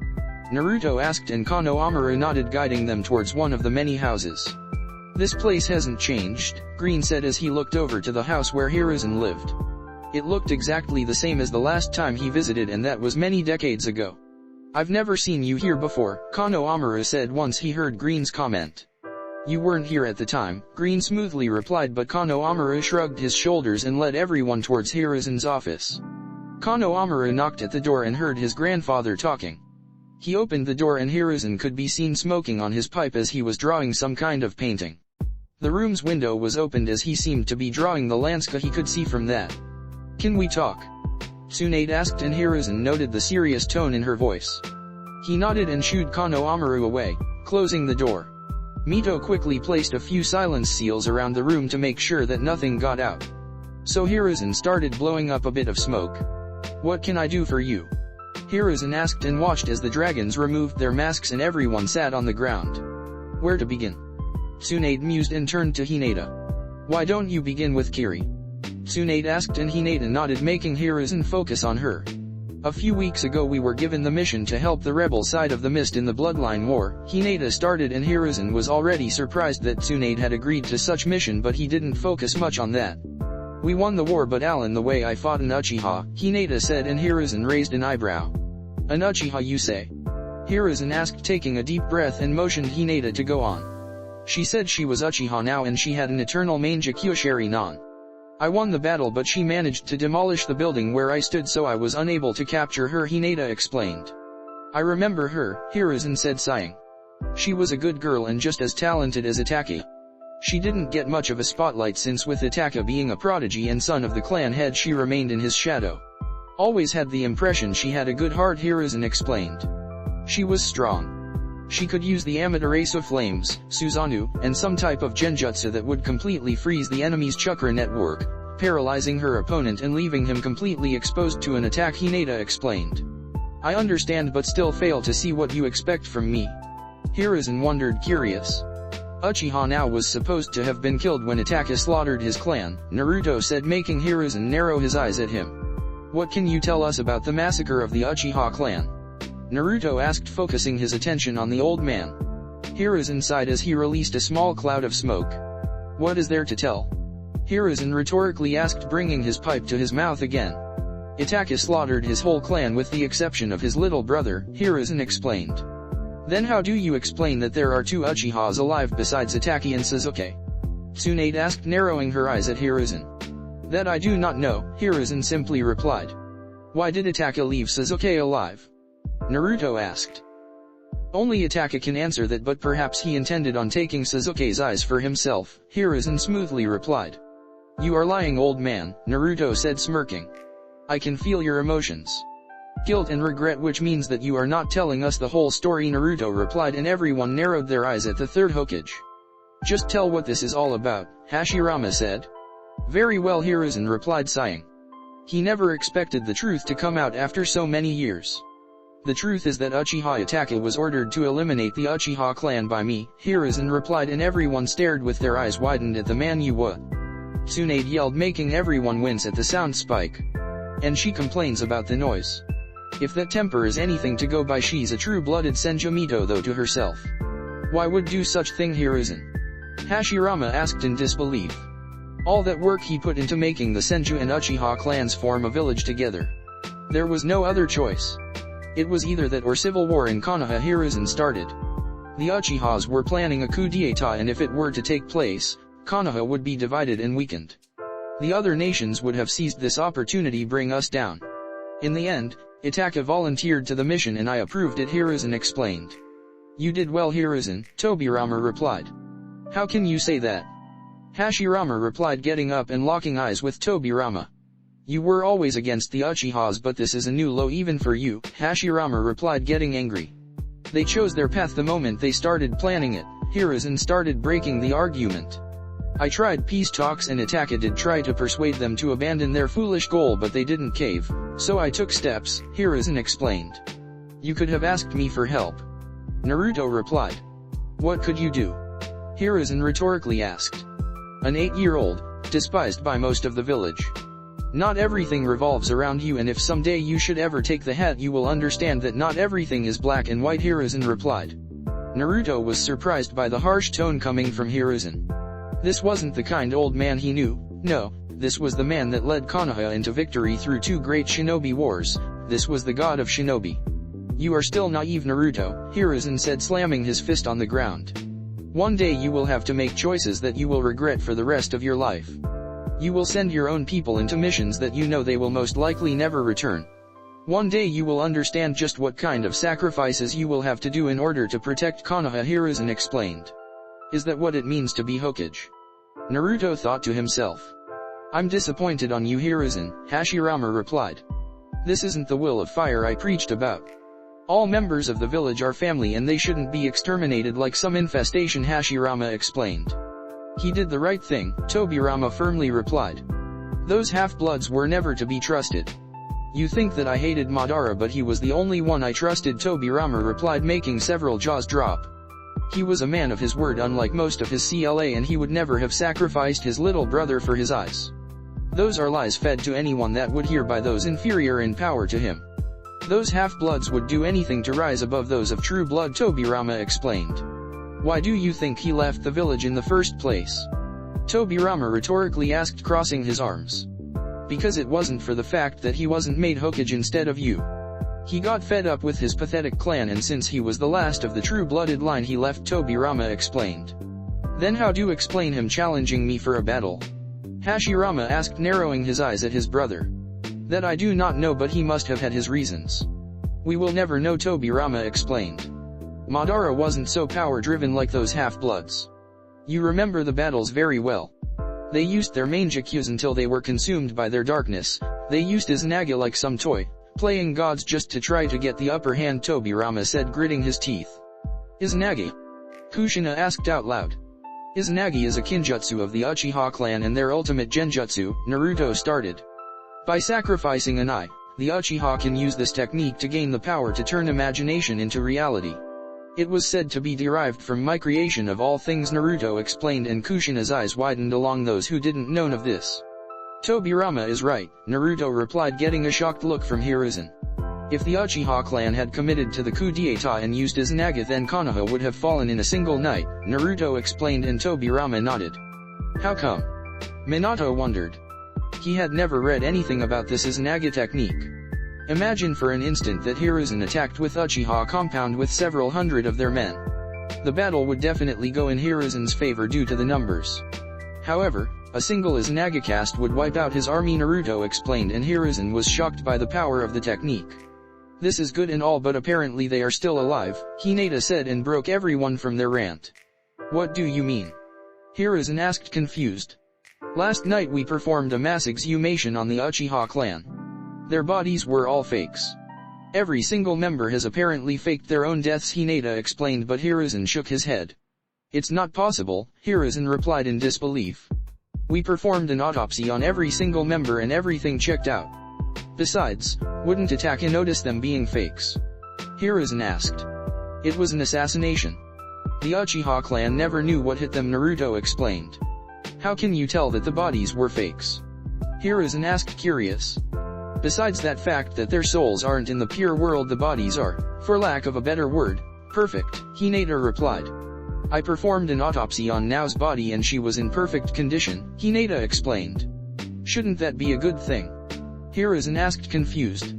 She had no marks of broken bones, no scar tissue or any type of bruising history. Now that would be fine for a civilian but not for a shinobi. Besides, her medical history indicates she had broken her ribs before and this body had no evidence of it, Hina explained, and Hiruzen stared at her in disbelief. So let me get this straight, Tsunade said, and gathered the attention to her. You order Itachi to wipe out his clan and he follows your orders, leaving only Sasuke alive. In the end, it turns out that the Uchiha clan is still alive and faked their own death, Tsunade explained, going thought the facts. I wonder why Itachi left his brother alive, Minato wondered out loud. It was his only request, Hiruzen said. We already made a huge request by ordering him to kill his own clan, but he couldn't kill his little brother. The deal was for him to kill the Uchihas in return of leaving little Sasuke alive, Hiruzen explained. A true shinobi. To think he sacrificed so much for Konoha, Tobirama replied. And he was a half-blood Tobirama. Even among them there were some good souls, Hashirama said. Either that or this Itachi is in with them on this whole fake scheme, Tobirama replied, and Hashirama shook his head at Tobirama's stubbornness. If Itachi had been on this, then he would have killed Sasuke instead of leaving him here alone, Naruto replied. Who knew Itachi would be the good guy after all, Naruto thought to himself, wondering why Itachi joined the Akatsuki after everything he did for Konoha. That makes sense, Tobirama replied. Who else knows about the real truth behind the massacre? Tsunade asked. Homura, Koharu, and Danzo. Since all four of us come to the final decision, Hiruzen replied. I have a question, Kushina said, and everyone turned to her. If the Uchiha clan is still alive, why have they been hiding for so many years? Kushina threw the question into the air. I have a feeling that Tobi has a hand in all of this, Naruto started. Don't you think it's strange that Tobi was in Kiri and that was the first place we encountered another Uchiha? Naruto rhetorically asked, and few nodded. It was too much of a coincidence. If so, then the Akatsuki became more dangerous if they the Uchiha clan in their midst, Tsunade explained. Let's keep this under wraps until we know more, Tsunade explained, and everyone rose. Some things are better off buried forever. It was night in Konoha, and it was a beautiful starry night sky without any evidence of clouds to hide thousands of stars. The moon was shining high in the sky, bathing Konoha in a silver light. Everything was quiet in Konoha. There was no one outside, of the streets were deserted. The only sound was that of the nature, the wind rustling through the trees, and a few animals. Just outside of the walls, a single shinobi could be seen hopping from tree branch from tree branch. His high-colored black with red clouds flowed in the wind as the shinobi blurred through the trees, intending to arrive as soon as possible. The shinobi opened his eyes, and a familiar blood-red color with black markings blazed to life. A three-tone mode Sharingan scanned the surroundings as the shinobi hopped down to the ground, still concealed in the shadows of the forest. The shinobi blinked as he saw a large transparent dome around what seemed to be the entirety of Konoha. It was a sensing barrier to prevent any foreign shinobi access to Konoha without anyone knowing. The shinobi simply walked right through the barrier like it never existed. A perk of the job, as he used to belong to the Leaf. The shinobi looked ahead and noticed that the big green gates were closed. He jumped high in the sky and, landing on the wall, proceeded to run up them until he reached the top. The defensive walls of Konoha were the biggest structure of the village with the exception of the Hokage Tower. The shinobi scanned the surroundings, making sure that no Umbu team was around, and jumped down and into the depths of Konoha.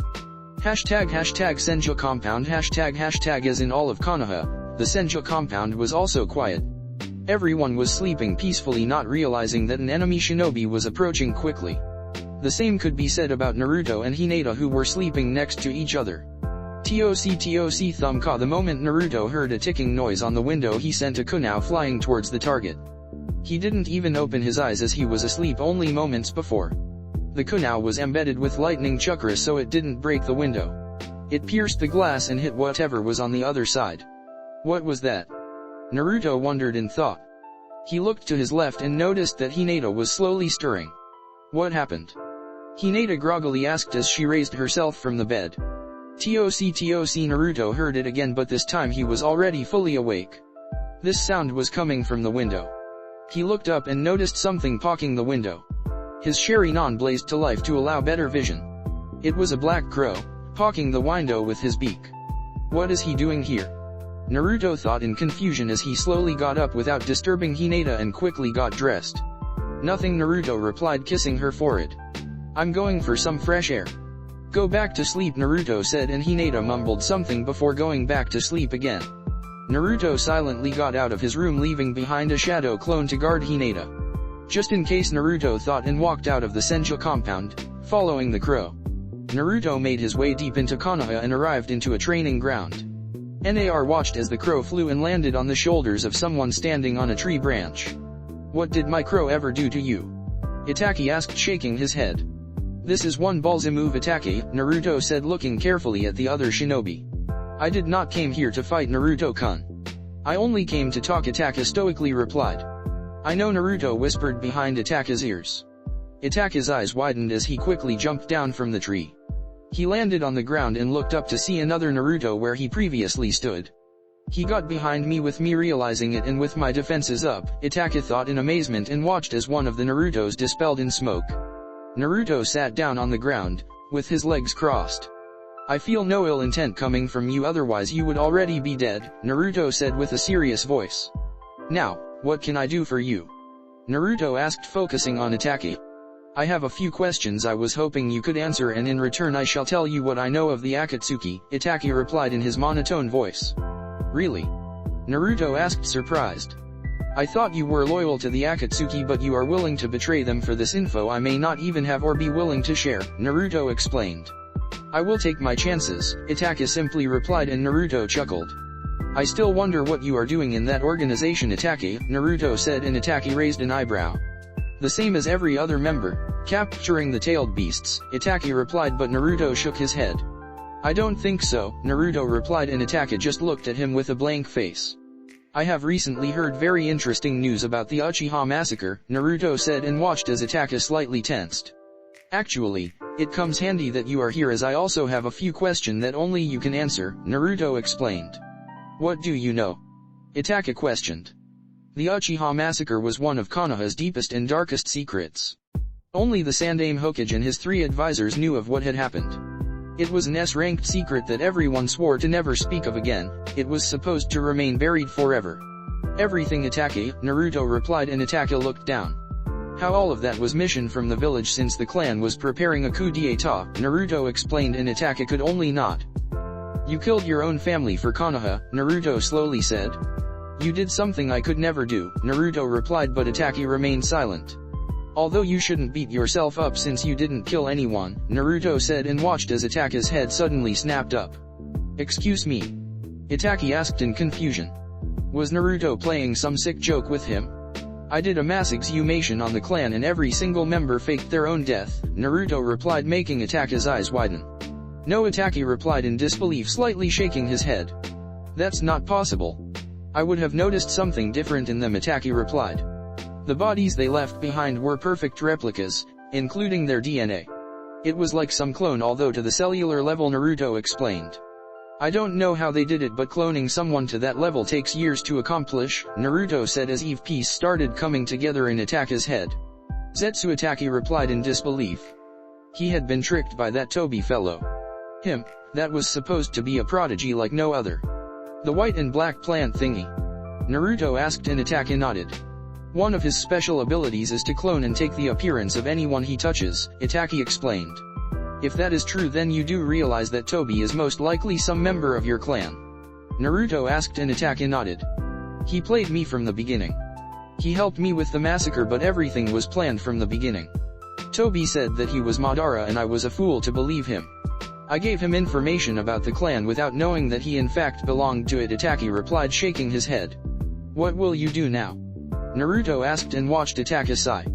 You could come back to the leaf, Naruto stated, but Itachi gave a hollow chuckle. I appreciate the offer, but I have much to do but not enough time to do it, Itachi replied, dropping to the ground and coughing up a mouthful of blood. The amount of blood was so much that it even fell to the ground. Oi, Naruto said, surprised, and rushed Itachi. Are you alright? Naruto asked, surprised. I'm dying, Naruto-kun, Itachi replied, chuckling. I just hope to have enough time to right my wrongs. I didn't expect this information, Itachi replied, and steadied himself. What is it you wanted to know? Naruto asked as he sat back down. Is it true what you said about Toby taking Sasuke-kun from his prison? Itachi asked, focusing on the blonde. Every word, Naruto replied, and watched Itachi sigh and raise his head to look up at the stars. I never wanted for anything of this to happen. The plan was for me to kill the whole Uchiha clan and leave my brother alive. By making him hate me, I wished for him to grow strong and one day come for me. By doing so, he could purge me of my sin and begin a new Uchiha clan, a better one, Itachi replied sadly. No offense, but that plan was flawed from the beginning, Naruto answered. While hate may make someone strong, they make them unstable, and look what happened. He murdered his own teammate, in cold blood, just for his eyes, Naruto replied, thinking about Sasuke murdering Sakura to achieve his main Jakkyuha. One of many mistakes I did in my short life, Itachi replied solemnly. And one I intend to fix, Itachi replied sadly. You are going to kill him? Naruto asked, surprised. I thought you left him alive because you loved him, Naruto said, confused. I do love him. He's my little brother, Itachi replied, gritting his teeth. But I cannot overlook what he has done. Even if he was to kill me and supposedly avenge my clan, He wouldn't be welcomed back in Konoha. He would be fugitive for the rest of his life. Itachi sighed. Once again I'm forced to kill those I love for the greater good. I'm sure hell is special place for someone like me, Itachi replied and blinked as Naruto was suddenly at his face. Naruto brought up 2 fingers and poked Itachi on the forehead. Did he just poke me, the Itachi Uchiha? Itachi thought with his eyes twitching and thinking about forgetting everything and killing the brat right here and now. Naruto's fingers started glowing green. After a few brief couple of seconds Naruto released Itachi and watched as he fell to the ground. What did you do? Itachi asked in amazement. He never felt so strong and healthy. Itachi took a deep breath, filling his lungs with the night's cold air and noticed that he felt no pain or difficulty. I've healed your body and gave you a gift, Naruto replied looking at Itachi.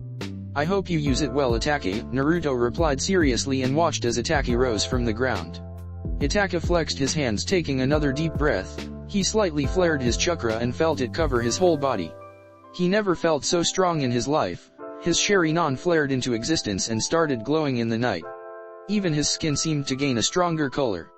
How did you do this? Itachi asked in amazement. Naruto had cured his disease which everyone said to be incurable. Itachi had an autoimmune disease that every single doctor said to be incurable and that Itachi had his days numbered, and yet, a sin brat of 17 healed him in just a few seconds. Who knows? Naruto cryptically said but allowed Itachi to see his silver eyes with several concentric circles. The eyes of the sage, Itachi said in just above a whisper as he stared at Naruto's silver eyes. He has the same eyes as Nagato, Itachi thought in disbelief. The Rinnegan eyes were legendary and had only appeared in a single figure throughout history and now there were 2 users of them. Although Naruto seemed able to deactivate them unlike Nagato. This Itachi, Naruto said pointing to his silver eyes. This is the Sharingan's final form, Naruto said with his Rinnegan glowing in the night. You are full of surprises Naruto-kun, Itachi said chuckling. Not so sound ungrateful but why did you do this? Itachi asked confused. We tried to take you 3 years ago and even hurt your girlfriend, Itachi explained. You are a good person who got dealt a crappy hand, Naruto explained shocking Itachi. And I believe in second chances for everybody and this is yours, Naruto said. Thank you Naruto-kun, Itachi replied smiling. Now that he was fully healed even his smile didn't seem that creepy. Here Naruto said and threw a 3-pronged kunao at Itachi. Should you ever need any help give me a call, so to speak, Naruto replied and Itachi nodded stashing the kunao away. What will you do now? Naruto asked curious. I'm going to keep tabs on Tobi while I wait for Sasuke. If anyone knows the whereabouts of the Uchiha clan is him Itachi replied. And Sasuke? Naruto questioned further. I'm doing what I should have done all those years ago, Itachi replied and turned his back to Naruto. Foolish little brother, Itachi thought as a single tear ran down his eye. Goodbye Itachi, Naruto said and watched Itachi disperse into a storm of crows that rose into the sky and flew away. You placed a great deal of trust in him, Kurama warned. A half-blood Uchiha out of everyone else, Kurama explained. You could feel him as well. He has a pure heart and I could feel the love he has for his brother. He will prove a valuable ally in the future Naruto explained. Your call Kurama replied and went back to his slumber. Naruto swirled away and appeared inside his room. Hinata was already sound asleep. I'll fix that in the morning, Naruto thought looking at the window and laid down, resuming his sleep. Next morning so let's see Naruto said as he shuffled the maze that was the Senju library. Saying that this library was extensive was saying something. Even more now that Naruto and Minato added the Uchiha library to it. These shelves seemed to go on forever. Thousands upon thousands of scrolls ranging from medic jutsus, to offensive ones, from history scrolls to journals. I'm never going to find the right section at this pace, Naruto sighed as he went back to the beginning. Here you are Naruto heard and turned to the library's entrance to see Hinata leaning on the door frame. Hinata-chan Naruto yelled as he rushed her. Help me, I'm desperate, Naruto yelled crying anime tears while he kneeled at Hinata's feet. Hinata just sweat dropped at his behavior. There Hinata said gently tapping Naruto's back. What are you doing here anyway? Hinata asked curious. I'm trying to find the biology section but I can't. Can you help me? Naruto asked with his best puppy dog eyes. You're such a big baby, Hinata replied and Naruto grinned. It's this way Hinata said and Naruto gladly followed. They turned right, then right again followed by another left until Naruto was lost. Here we are, Hinata said as she pointed towards the biology-related stuff. Finally, Naruto said as he scanned the shelf for the books he was looking for. Why are you interested in biology now of sudden? Hinata asked, curious, and looked over the book that Naruto picked up. Biology of Reptiles. Hinata read out loud the book's title. For what possible end would you want to read this book? Hinata asked. That is a secret, Naruto replied, chuckling as he scanned the content of the book. By the way, Naruto called out, getting Hinata's attention. Shouldn't you at the hospital? Naruto asked. I have the day off, Hinata replied. Well then, how about we start your senjutsu training? Naruto asked, and Hinata quickly nodded. Naruto placed an arm around her and both of them swirled away. ## training ground 8 ## both Naruto and Hinata arrived at their old training grounds back when they belonged to Team 8. We haven't been here in a while, Hinata said, and Naruto nodded. Sene Jashu, hidden snake hands, a voice echoed throughout the clearing. Both Naruto and Hinata walked towards the voice that seemed to be only a few yards away. They arrived to see Anko with her right arm extended with several snakes out of each sleeve. The snakes wrapped themselves around another shinobi who Hinata immediately identified as Kurane. Kurane burst into a cloud of pink flower petals. Anko immediately flared her chakra, dispelling the low-level illusion, only to see Kurane on the side going through hand seals. Anko hurled several shuriken to prevent Kurane from finishing her seals. Kurane was forced to stop her jutsu and dive to the side to avoid the volley. Katon, Ryukan no Jutsu, Fire Dragon Technique, Anko said, pumping her lungs with air and mixing it with chakra. She unleashed a torrent of fire that spread through the training grounds. Shit, Naruto thought to himself, pumping his own lungs with chakra. Sujin Hiki, water wall, Naruto said, and large dome of water surrounded him and Hinata, preventing any burns. Anko stopped when she saw a large cloud of steam form around the training grounds. Futon, Daitapa, great breakthrough, Hinata said, releasing a strong gust of wind that blew the steam away and cleared the vision of everyone on the grounds. You should be careful to where you aim those things, Hinata replied towards Anko, who recognized the two. The spar is over, Anko yelled and looked as Kurane rose from the ground with her body completely covered with her dark hair. Once Kurane was above ground, the hair started receding to its usual length. Naruto-kun, Hinata-chan, it's been a while, Kurane replied, rushing towards the group and greeting them. Kurane hadn't seen Hinata for a few months now. In fact, she hasn't seen her since their practice battle. The royal couple of Konoha, Anko said, getting behind Naruto and Hinata and dropping her arms around each one. Anko began with her eyes glistening. Have you two lovebirds done it yet? Anko asked and noted as both of them tensed. Anko, Kurane yelled, flushing red at Anko's boldness. We'll. Anko said, dragging her voice and wanting the juicy details. We have, Naruto simply replied, making Kurane's jaw drop and Anko grin, releasing both of them. Naruto-kun, Hinata yelled as she tried her best to avoid looking at Kurane. What? Naruto asked, confused. Are you ashamed of being with me? Naruto asked, looking down. No, it's not that, Hinata quickly replied. It's just it's private and should stay that way, Hinata explained, and Naruto nodded, feeling like a dumbass. Forget that, Anko replied and dragged Hinata to the side. So, how was he? Anko asked and noticed how Hinata began to poke her fingers together as drop of blood ran down her nose. Oh my god, Anko yelled, staring at Hinata. She's a pervert, Anko thought to herself, grinning. You better go get Anko. We are supposed to train and I feel that Hinata is about to faint, Naruto replied, looking towards Kurane, who seemed to be drilling a hole in Naruto's skull. What? Naruto asked, confused by her glare. I hope you at least used protection, Kurane stated, crossing her arms in front of her chest. You are one to talk, Kurane-sensei, Naruto sarcastically replied. What are you talking about? Kurane asked, confused. What do you think I'm talking about? Naruto rhetorically asked. I'm talking about the fetus growing in you, Naruto said, pointing towards her womb. What? Kurane asked, alarmed, looking at her stomach. Not that she would see much. You're pregnant. You knew that, right? Naruto asked, looking at Kurane, who had a blank face. Are you sure? Kurane asked. Not that she wasn't happy, but she had to be sure. I am. I can feel his life force already. If you ask Hinata-chan, she can confirm it with the Byakugan, Naruto said. Be right back, Kurane quickly replied and went to fetch Hinata to confirm Naruto's diagnose. Kurenai quickly returned with a grinning Anko who seemed to be seizing Naruto up and down, and a blushing Hinata who still couldn't look Kurenai in the eyes. "Hinata-chan, can you use your Byakugan on my, womb?" Kurenai timidly asked, and Hinata got confused but did it anyways. "Gasp, you're pregnant," Hinata said, making Anko's jaw drop. "Congratulations," Hinata said and hugged Kurenai fiercely. "How come you didn't tell me?" Anko asked, faking anger. "Naruto-kun told me right now," Kurenai replied, and Anko nodded. So Anko began, "Who is the father?" Anko asked, grinning while Kurenai blushed. "Is it a chain-smoking wind user that we all know?" Naruto asked, joining Anko in the teasing. "Idiots," Kurenai replied, smacking them both. "He is," Kurenai replied. "What are you doing here anyway?" Kurenai asked, trying to change the subject. "We came here to train," Naruto replied as he looked towards Anko and remembered that still had the cursed seal of heaven that Naruto promised to remove. "Say Anko," Naruto said, gathering her attention.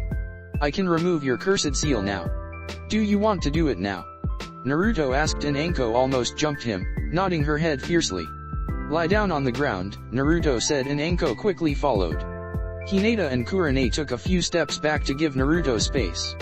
"This might sting a little bit," Naruto said and channeled chakra to his index finger. Naruto placed his index finger in the VA of Anko's breasts, right above her heart.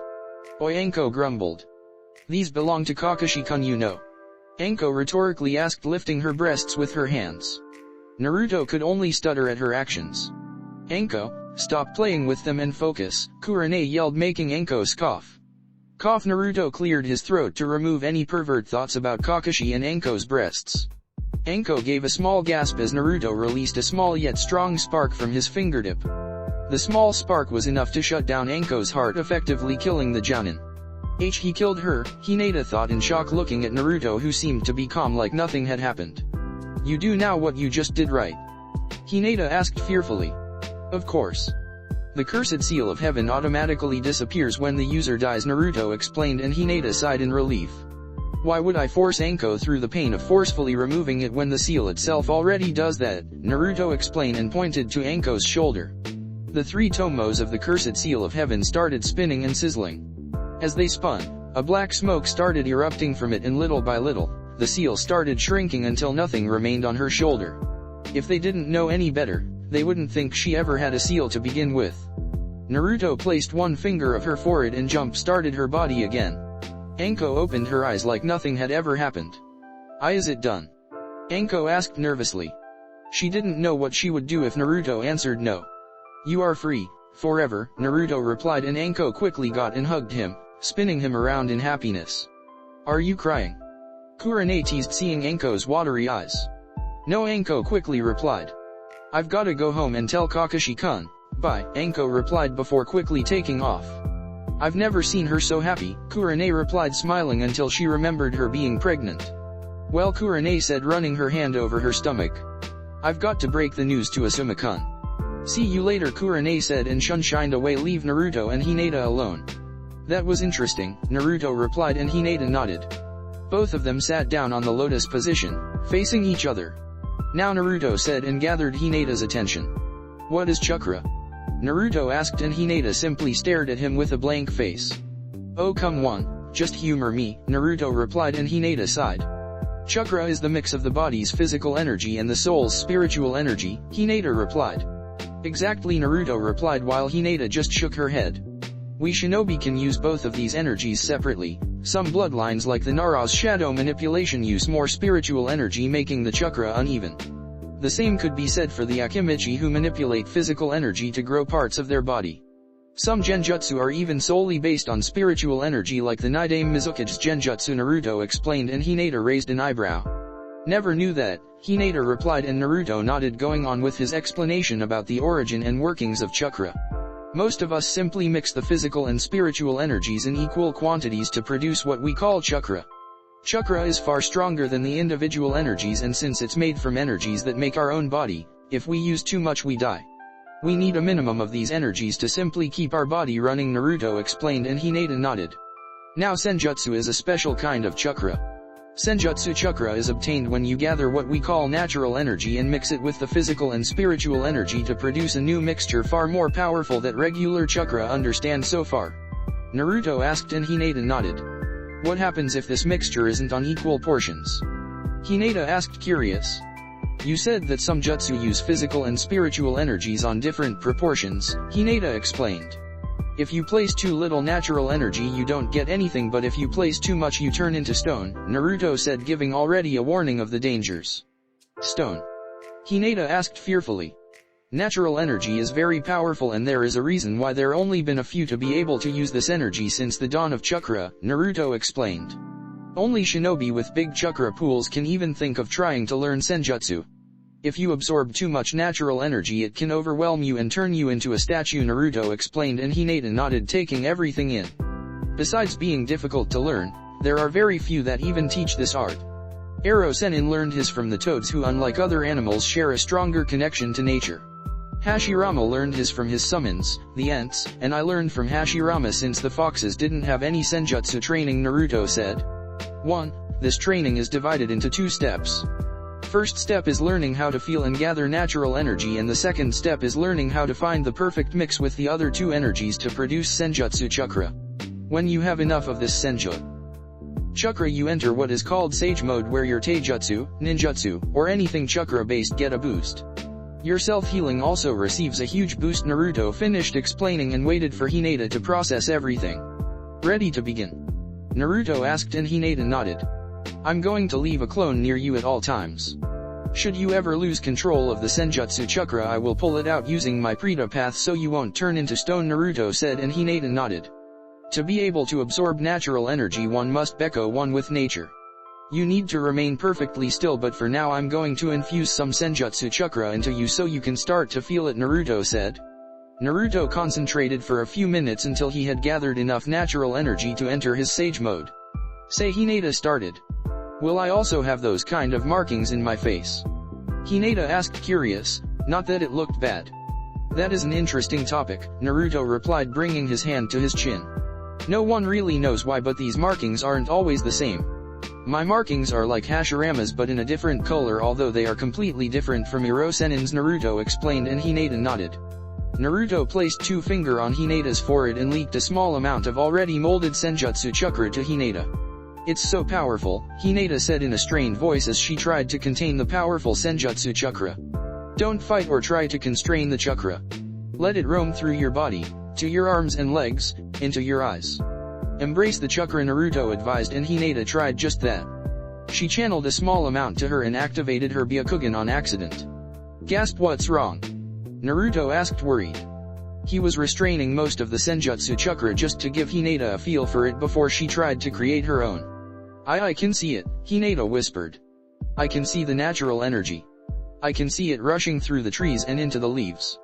I can see it running on the ground, it's everywhere, it's beautiful, Hinata said as she observed the natural energy. You mean you can see the energy with your Byakugan? Naruto asked in disbelief, and Hinata just nodded. Unbelievable, Naruto thought to himself.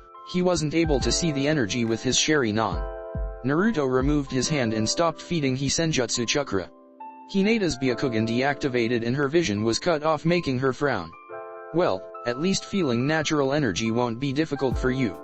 Now you need to remain perfectly still and try to feel this energy that is everywhere. Once you start to feel it you need to grab it and merge it with your other energies to produce senjutsu chakra, Naruto explained, and Hinata nodded, sitting on the ground in lotus position. I'll be reading my book while you try it, alright? Naruto asked, and Hinata nodded, relaxing every sense and focusing entirely on the feeling she got earlier. Say, Hinata suddenly said, stopping Naruto on his tracks, can I use shadow clones to speed up my training? Hinata asked, and Naruto chuckled. You can, but only 9 at most, Naruto said, and made enough shadow clones so that each Hinata had 1 Naruto. Why only 9? Hinata asked, confused. Like I said, natural energy is very powerful. By using shadow clones you split your chakra between them, lowering the quantity in each one. You if make more than 9, your chakra pool will become too low for you to absorb natural energy without repercussion. And if one of your clones turns to stone it's the end for the original as well, Naruto explained, and Hinata nodded. Let's see, Naruto thought to himself as he laid down on the ground, up against a tree, and opened his book to start reading. He looked up and smiled as he saw Hinata in deep concentration. ##1 hour later ##need help. Naruto asked as he noticed that Hinata was having problems remaining perfectly still. Even for someone who had extreme flexibility for combat, it was difficult. Animals were never meant to stay perfectly still like plants. I guess Hinata mumbled behind her breath, making Naruto chuckle. The original Naruto stood in front of all of the Hinatas and slammed his hands on the ground. 10 spikes made of rock rose from the ground and stood at good 7 feet from the BA. After the earth spikes were made, Naruto made another one for himself and several rock platforms. To help you keep perfectly still, you place one these on top of the spikes and try not to fall, Naruto said, pointing towards the earth plates. Naruto picked one and jumped towards one of the spikes, landing perfectly on it. Naruto sat down and the platform didn't even waver as Naruto was completely still. Naruto chuckled as almost all of Hinata's clone fell to the ground instantly. Hinata glared at Naruto, who remained still on his own rock board lazily reading his book. Naruto reminded Hinata of Kakashi, the way he was reading that book, lazily going over to the next page. I'll get this eventually, Hinata thought to herself before she picked another piece of stone and jumped towards the spike. Hinata fell once again and narrowed her eyes when she heard Naruto silently laugh. You keep laughing and you will end up on the couch, Hinata playfully said. Hinata-chan, Naruto whined, making Hinata grin. Few days later Hinata was returning from the training grounds as she finished her senjutsu training for the day. She was happy that she completed one of her new techniques that she was almost skipping through the road. She arrived near the Senju compound when she felt Naruto's chakra nearby. She quickly located him and went towards him only to stare at him in shock. Hinata thought in disbelief, shaking as she looked towards Naruto. Naruto was grinding himself against some girl. He was kissing her all over her neck and chest and, by the looks of it, the girl was enjoying it. Naruto, Hinata said, gathering his attention. Oh shit, Naruto thought to himself as he stopped his ministrations and turned to see his girlfriend with a neutral face, too neutral for his taste. Wait, Naruto said, detaching himself from the girl and waving his hands in front of Hinata. I can explain, Naruto quickly said. And what is there to explain? Hinata said, narrowing her eyes at her boyfriend. I guess you grew tired of me, was that it? Hinata asked with her voice getting louder. And no at all, Naruto stuttered as he tried to quickly come up with an excuse. Why, you see, I, Naruto said, but Hinata was already in front of him. After everything we have been through, you do this to me, Hinata said in a low voice. I gave you everything and you betrayed my trust with some hussy, Hinata said with her eyes watering.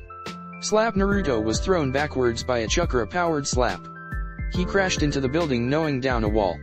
I hate you, Senju Naruto, Hinata yelled as she ran off in tears. The other girl was just curled in ball, trying not to faint from all the killing intent that was thrown around. Hinata was returning from the training grounds as she finished her senjutsu training for the day. She was happy that she completed one of her new techniques that she was almost skipping through the road. A pair of white eyes followed Hinata from far away, the Byakugan blazing at full power as this Hyuga shinobi tracked Hinata's movements down the road. The shinobi adorned a white silk kimono as he jumped from rooftop to rooftop, concealing himself in the shadows. He decided to keep his distance as to not being either spotted or sensed. His eyes allowed him to track Hinata's path from far away. His eyes widened when he saw Hinata arrive near Naruto, who seemed to be otherwise occupied. The shinobi kept to himself and simply observed the events unfold. I hate you, Senju Naruto, Hinata yelled, running away with tears streaming down her face. This white-eyed shinobi couldn't believe what he had seen. Hyuga Hinata had caught his supposed boyfriend with another girl, and it ended badly for Naruto. Hayashi-sama will want to know about this, the Hyuga shinobi thought to himself before sinking into the shadows and disappearing completely from view. Hashtag with Naruto, hashtag ddamn, Naruto replied as he pushed the debris of the wall away. Naruto coughed as he got up and cleaned his clothes from the dust. Is he gone? Naruto asked towards the girl that was curled up in the corner. Said girl got up like nothing had happened and simply nodded. You know, Naruto started getting the attention of the unknown girl. You look good in blonde, Naruto replied and watched the girl do a spin with her hair flowing in the wind. Though your clone could have been gentler with my face, Naruto replied, nursing his now bruised cheek. Poor baby, the girl said as she poofed in smoke to reveal the smiling face of Hyuga Hinata. Let me make it up to you, Hinata said and very softly kissed his now bruised cheek. Naruto got goosebumps when he felt Hinata's soft lips on his cheek. Better? Hinata playfully asked. Maybe, Naruto half lied and chuckled. What happened here? Hana asked as she came through the new door on the wall of the Senju compound. We set our plan in motion, Naruto replied, and Hinata nodded as well. And did it involve bringing down a wall? Hana asked, shaking her head. It's your daughter's fault, Naruto scoffed. Oh sure, blame me when you were the one that destroyed it, Hinata replied, making Naruto blink. After you gave me a chakra-empowered slap, Naruto sarcastically replied. Big babies, Hana thought to herself, chuckling. I still wonder why you put on this show, Hana said, curious about everything they had planned. It's simple really, Naruto began. You know that for us to do anything in the Hyuga clan we need an inside man, so to speak. So the first step is making Hinata a member of the Hyuga clan once again. Hayashi is no fool and he wouldn't simply allow Hinata to go back just because she wanted it, so Naruto explained, and Hana began to catch the big picture. While Hayashi wants Hinata-chan back due to her being strong and somewhat famous, he doesn't want her if she can't be controlled, Naruto explained. So we put up a little show, Naruto said, smirking. We knew that sometimes Hinata was followed by a Hyuga member that would later on report to Hayashi, so we just had to wait for the perfect opportunity. Since me and Hinata have now officially broke up, Hayashi will try to comfort her by giving Hinata her family back, Naruto explained, and Hana nodded, taking everything in. We will take this opportunity to take the Hyuga clan by storm and do things that wouldn't be possible for outsiders, Hinata finished, and Naruto nodded. Do you really think you will manage to remove it forever? Hana softly asked. We will both, Naruto and Hinata replied in serious and firm voices. Only the clan head and the elders have the power to stop the cage bird seal from being enforced into the branch members. No one knows how to remove it, Hana sadly replied, and both Naruto and Hinata blanked out for a moment. Didn't you tell her? Naruto asked towards Hinata, who shrugged his shoulders. Tell me what? Hana asked, confused. Hinata-chan used to have the caged bird seal until I removed it, Naruto asked, and Hana turned towards Hinata, shocked. Why didn't you tell me? Hana asked. Sorry, I must have forgotten, Hinata replied, chuckling, making Hana face vault. You still won't have the power to do it, by legal terms I mean, Hana said, but Hinata shook her head in denial. There is this law back from the clan's wars time that... Hinata whispered into Hana's ears, making her eyes widen as disbelief. Really? Hana asked, and Hinata quickly nodded, bringing a small smile to Hana's face. You just wait. Our family will be whole in just a few days, Hinata replied, and hugged Hana as a few tears ran down her face. Thank you, Hina-chan, Hana replied, hugging her daughter. Let's go home, Naruto-kun, Hinata replied, and all three of them began walking home. How long will your clone last? Naruto asked. I pumped him good with chakra. He should last a few days, and in the meantime I'll replace him when it's time, Hinata replied. Hashtag with Hayashi. Hashtag Hayashi was calmly walking through the dimming streets of Konoha. The sun was going down and Konoha began to shut down. Hayashi was walking with back straight, his head up, and with a stoic look on his face as he looked towards the horizon. He had both hands on the opposing arm's sleeve. To his side was walking Hyuga Hanabi, his younger daughter and sister of Hyuga Hinata. Hanabi was forced to walk like her father, like Konoha should be honored of them living there. Hanabi's face was cold and completely emotionless. She had a face that mirrored her father's to the last detail. Hayashi-sama, the main branch shinobi that was tailing Hinata, landed on the ground, kneeling before Hayashi. I have news, the shinobi informed. You may rise, Hayashi replied, and watched as the Hyuga member rose and locked eyes with his clan head. What news do you have, Yasushi? Hayashi asked. It appears the Naruto-sama has betrayed Hinata-sama with another woman, Yasushi answered, and Hanabi was shocked. Though Hayashi was completely surprised and bewildered by such turn of events, his face portrayed none of those emotions. Are you certain? Hayashi asked, and Yasushi simply nodded. I see, Hayashi simply replied, taking everything in. Where is she? Hayashi asked. I do not know, Hayashi-sama, Yasushi replied, and gulped when he heard Hayashi let out a sigh. She ran away from the scene in tears after finding Naruto-sama with another girl, Yasushi informed, and Hayashi nodded. You may go, Hayashi replied. Aren't you going to help her? Hanabi slowly asked, looking up towards her father. Of course I will, she is my beloved daughter after all, Hayashi replied, smiling. But let's give her a few hours so that the betrayal may properly sink in, Hayashi thought to himself, and kept walking with his daughter in tow. Hashtag few hours later, with Hinata's clone. Hashtag Hinata had tired out from running and simply walked into an alley and sat down. She only looked at the ground, her face was filled with dried tears. She had a hollow look that could spook anyone. What you want? Hinata asked without looking towards the newcomer. She didn't have to, she knew his chakra all too well. I only wish to help you, Hinata, Hayashi replied, and almost took a step back when Hinata raised her head and looked at him with those white dead eyes. It was like all the life had drained from her. Her eyes were white and plain, like there was nothing else. What can you do? Hinata replied as he looked back to the floor. She was curled up in a ball with her arms around her knees. He never wanted you, Hinata, Hayashi began, and Hinata flinched when Hayashi mentioned him. He only used you to shield himself from his pain and loneliness, and now that he's famous he doesn't need you anymore, Hayashi explained, and Hinata scoffed. Like you are any different, Hinata replied, getting up. You expelled me from your clan, your own daughter, Hinata said, with the last part being just above a whisper. It was a mistake I deeply regret and one I intended to fix, Hayashi added. Take my hand and let me take you home, your real home, Hayashi said, extending his arm forward. Hinata bit her lip as she hesitated. I have nothing left, Hinata said slowly and took Hayashi's hand. Hayashi smiled and brought his arm over her shoulder, leading her to the Hyuga compound, to where she belonged. Hyuga compound. Both father and daughter arrived at the Hyuga compound and were immediately greeted by the two gate guards. Was that Hinata-sama? One of the guards asked while the other could only nod. She was. It's been years since I saw little Hinata, the other guard said. I feel some changes are coming, the guard explained while his partner could only nod. Both guards belonged to the branch house and like everyone else in there, they were waiting for their hero. It was quite a sight for everyone in the Hyuga compound. Hayashi was walking with his head high, and to everyone's surprise, his daughter, and the rightful heir to the clan head position Hyuga, Hinata, was walking next to him with an equal emotionless face. Excellent, Hayashi thought to himself, surprised by Hinata's behavior. She's putting up her emotionless mask to hide the pain of Naruto's betrayal. She will do a fine clan leader in the future, Hayashi thought to himself, proud of his accomplishments. Hinata Niji called out, surprised to see his cousin in the compound and much less in the company of her father. Did I say you could treat me as such? Hinata calmly asked, turning towards Niji, who flinched at her gaze that promised pain. My apologies, Hinata-sama, Niji quickly replied, slightly bowing his head. What is going on? Niji thought, completely confused by the turn of events. Ne-chan, sister, Hanabi yelled as she ran towards her sister and hugged her as much as she could. Hanabi, Hayashi said, and Hanabi squirmed under Hayashi's stern gaze. Such behavior is unfit for a Hyuga member, Hayashi coldly said, and Hanabi slowly nodded before detaching herself from Hinata and taking her place at Hayashi's left.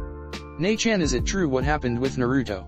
Hanabi slowly asked, and Hinata turned her emotionless face towards her little sister. Yes, Hinata simply replied.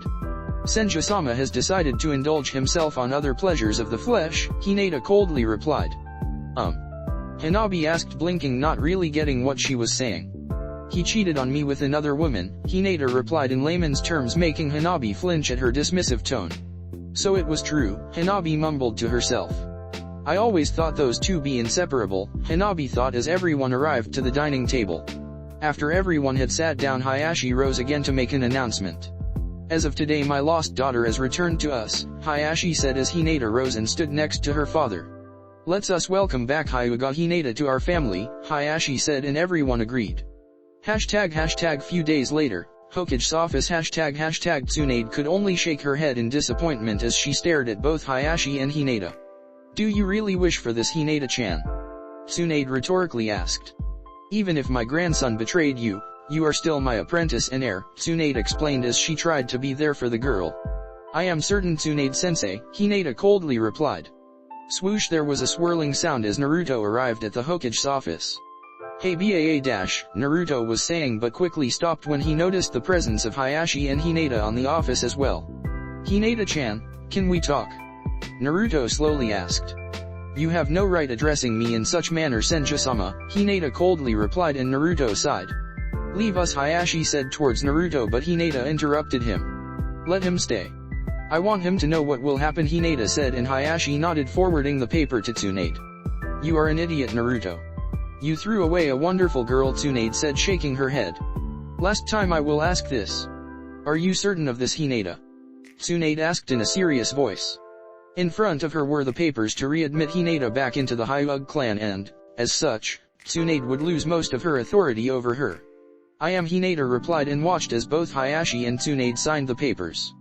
Hinata without even hesitating went over and signed her own name finalizing it. Is it done? Hinata asked and Tsunade nodded. As of now you belong to the Hyuga clan once again, Tsunade replied smirking for the first time. Hayashi was a bit thrown off by that smirk but ignored it. Finally Naruto yelled loudly with a shit-eating grin. You know how cold the bed was without you? Naruto rhetorically asked as picked up Hinata and spinned her in the air.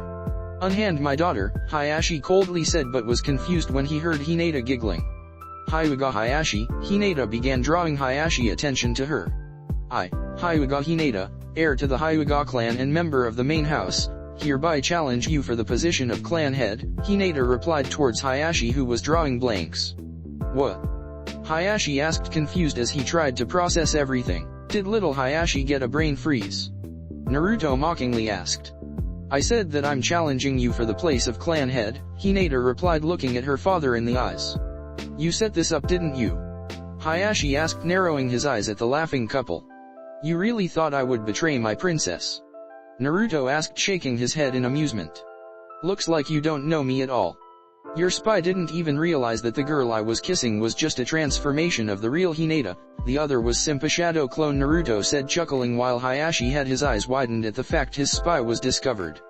I thought about asking Fu to take her place as a favor since we weren't sure if this transformation would fool your little spy but it looks like the Byakugan isn't all-seeing after all, Naruto explained while Hayashi was trying his best to contain his rage at being mocked and double-crossed.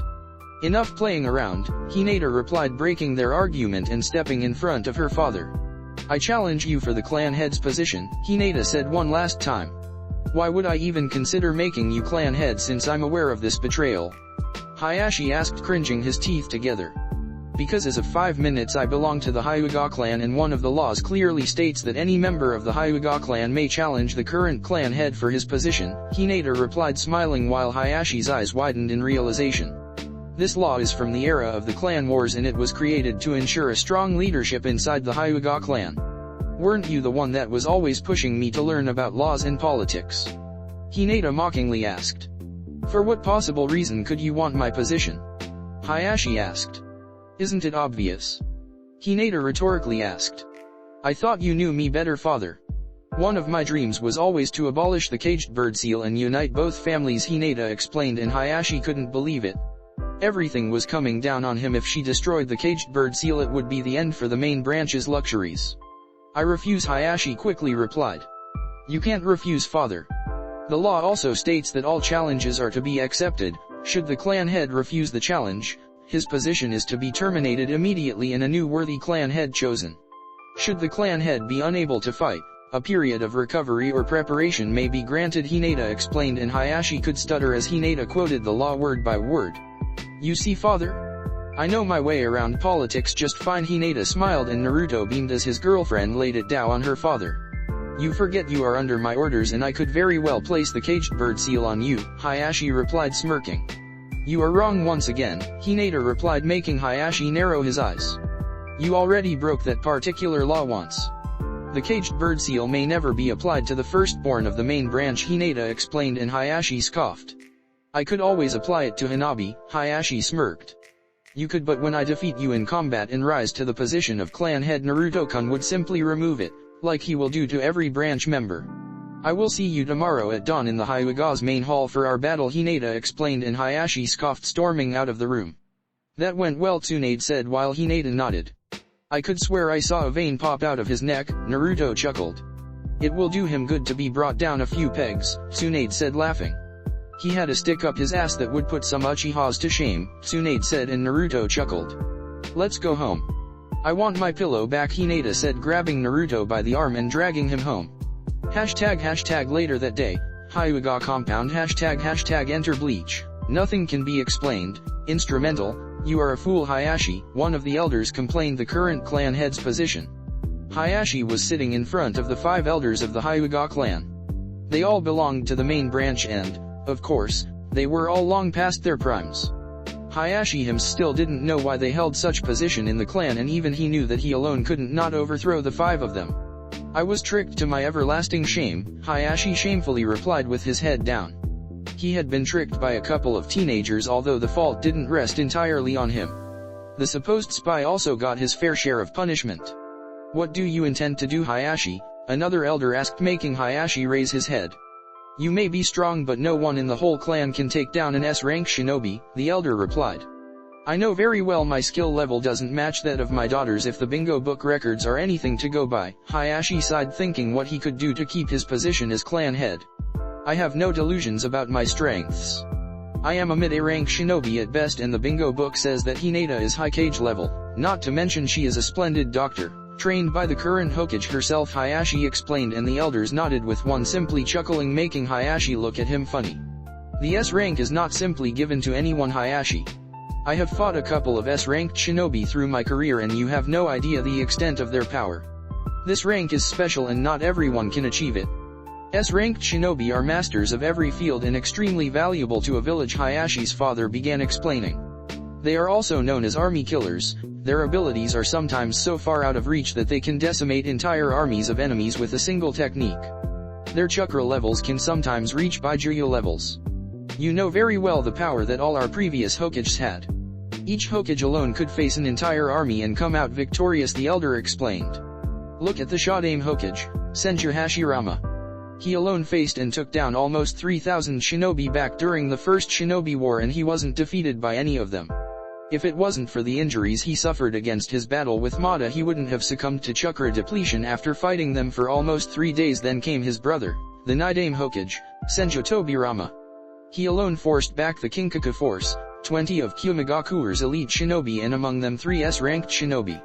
Tobirama died, but the Kinkaku force returned to Kyumo with 3 more left. Skipping the Sandaime Hokage, who was also strong in his own right, came the strongest and perhaps the scariest of them all, Namikaze Minato, the Yondaime Hokage," the elder explained, and did a double back.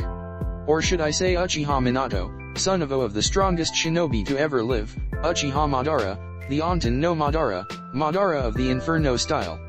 You weren't there when Minato decimated the IWA army using his Hiroshin technique," the elder explained. "You should have seen it, Hayashi," the elder said, reminiscing about the battle. "It was a beautiful show of death. An entire army of almost 1,000 shinobi fell in mere seconds. The few that he spared ran for their lives like they had seen death itself. Even we, the Hyugas, and the Uchiha's Sharingan caught nothing of his speed. No one saw nothing but glimpses of this yellow light. It didn't matter what rank they had, if they were strong or weak, innocent or guilty, genin or jounin, every single shinobi fell before his might. Even Onaki's own son, an S-ranked shinobi capable of using dust release like his father and on par with him," the elder said as he released a dry laugh. "Iwa's strongest shinobi besides his father, before he could even blink, he caught a kunao to the thr. Even Onaki's own son, an S-ranked shinobi capable of using dust release like his father and on par with him," the elder said as he released a dry laugh. "Iwa's strongest shinobi besides his father, before he could even blink, he caught a kunao to the thr not even 1 second before Minato began his onslaught. You should have seen his days as Hokage. Even though he was young, no one dared to question his authority or power. His cold blue eyes and aura alone were enough to put the council in their rightful place," the elder explained. "To think he was an Uchiha and the son of Madara himself," the elder said, shaking his head in disbelief. "Look at him, Hayashi. Minato was a monster and legend on his own right, and he never used his Sharingan. Could you picture his power if he developed his eyes like a normal Uchiha would and then came the Kyuubi? No other person was ever able to fight a Baijuyu until Minato came along. Hashirama could only suppress their chakra with his Mokuton. You read the reports of the events that happened that night. He teleported a tailed beast ball that would destroy the Hokage mountain, and he teleported himself and the Kyuubi itself away from the village. He teleported a Baijuyu, Hayashi, a Baijuyu," the elder warned. "Why, you?" Hayashi stuttered for the first time. "You are afraid of his son," Hayashi stated in complete shock. He never saw his father in this state. He never showed any emotion, much less fear of all of them. "I'm not afraid of his son," the elder quickly explained before frowning. "I'm afraid of your daughter," the elder said, and Hayashi blinked, not believing what he had heard. "She may be strong but not that strong," Hayashi wondered out loud. "You are taking her too lightly, Hayashi," the elder said, gritting his teeth. "You don't understand the gravity of the situation. For instance, look at the Uchiha clan. They never had an S-rank shinobi before Itaki, and when they did, look what happened. Attack unlocked the main Jakku and alone decimated his whole clan in a single night, the elder explained. The point is that there has never been an S-ranked shinobi in the Hyuga clan. Only Kami knows what powers Hinata may have and how far her eyes may have advanced. An S-ranked doesn't simply use others' techniques. A true S-ranked shinobi creates their own weapons and they alone wield them to their greatest extent, the elder finished his lecture. You think that Hinata advanced her eyes into another unknown stage, is that it? Hayashi asked in confusion, but his father shook his head. There is no other stage, that much I am certain. We have used the Jyuken Taijutsu style together with the Byakugan for centuries. My concern lies with other techniques for the Byakugan. You saw her style at the Chunin exams, her speed, her strength, her form, perfect in every sense of the word even by our standards. The elder explained. I fail to see the point, Hayashi replied. Do you really think she still stood idle and hasn't advanced her Byakugan? The elder asked, and Hayashi's eyes lighted in realization. He too did nothing more than stay in shape after achieving the rank of master at the Jyuken, but he knew his daughter wouldn't stay put and let her skills dull. I see you understand, the elder said, and Hayashi nodded. What can I do? Hayashi asked, troubled by the facts. You can forget about defeating her in a straight-up battle, the elder simply said, and Hayashi made no comment to refute his claims. This is what you will do. And so Hayashi and the elders planned their move to make sure their leadership would not fall. Next morning, Hyuga compound. It was a beautiful new day as the sun was just coming up at the horizon. It was still early in the day, but at the Hyuga compound every single member was rushing through the halls. Today was a very special day. After all, is not every day that the Kerr clan head is challenged for their position, and by their own daughter no less. The branch house all had their hopes up that Hinata would win. Hinata had always been a kind person and understanding of their position. She never once used the seal on them and never treated any one of them like the slaves most main house members thought them to be. The main training ground of the Hyuga compound was surrounded by strong and sturdy stone walls about 7 feet tall. The training ground was nothing but plain rocky grounds with a single tree standing at the edge of them. By the tree stood a small law with crystal clear water that glistened as the sun came up in the sky. All around the training grounds stood the entirety of the Hyuga clan, at least all those that weren't on missions or busy with other duties.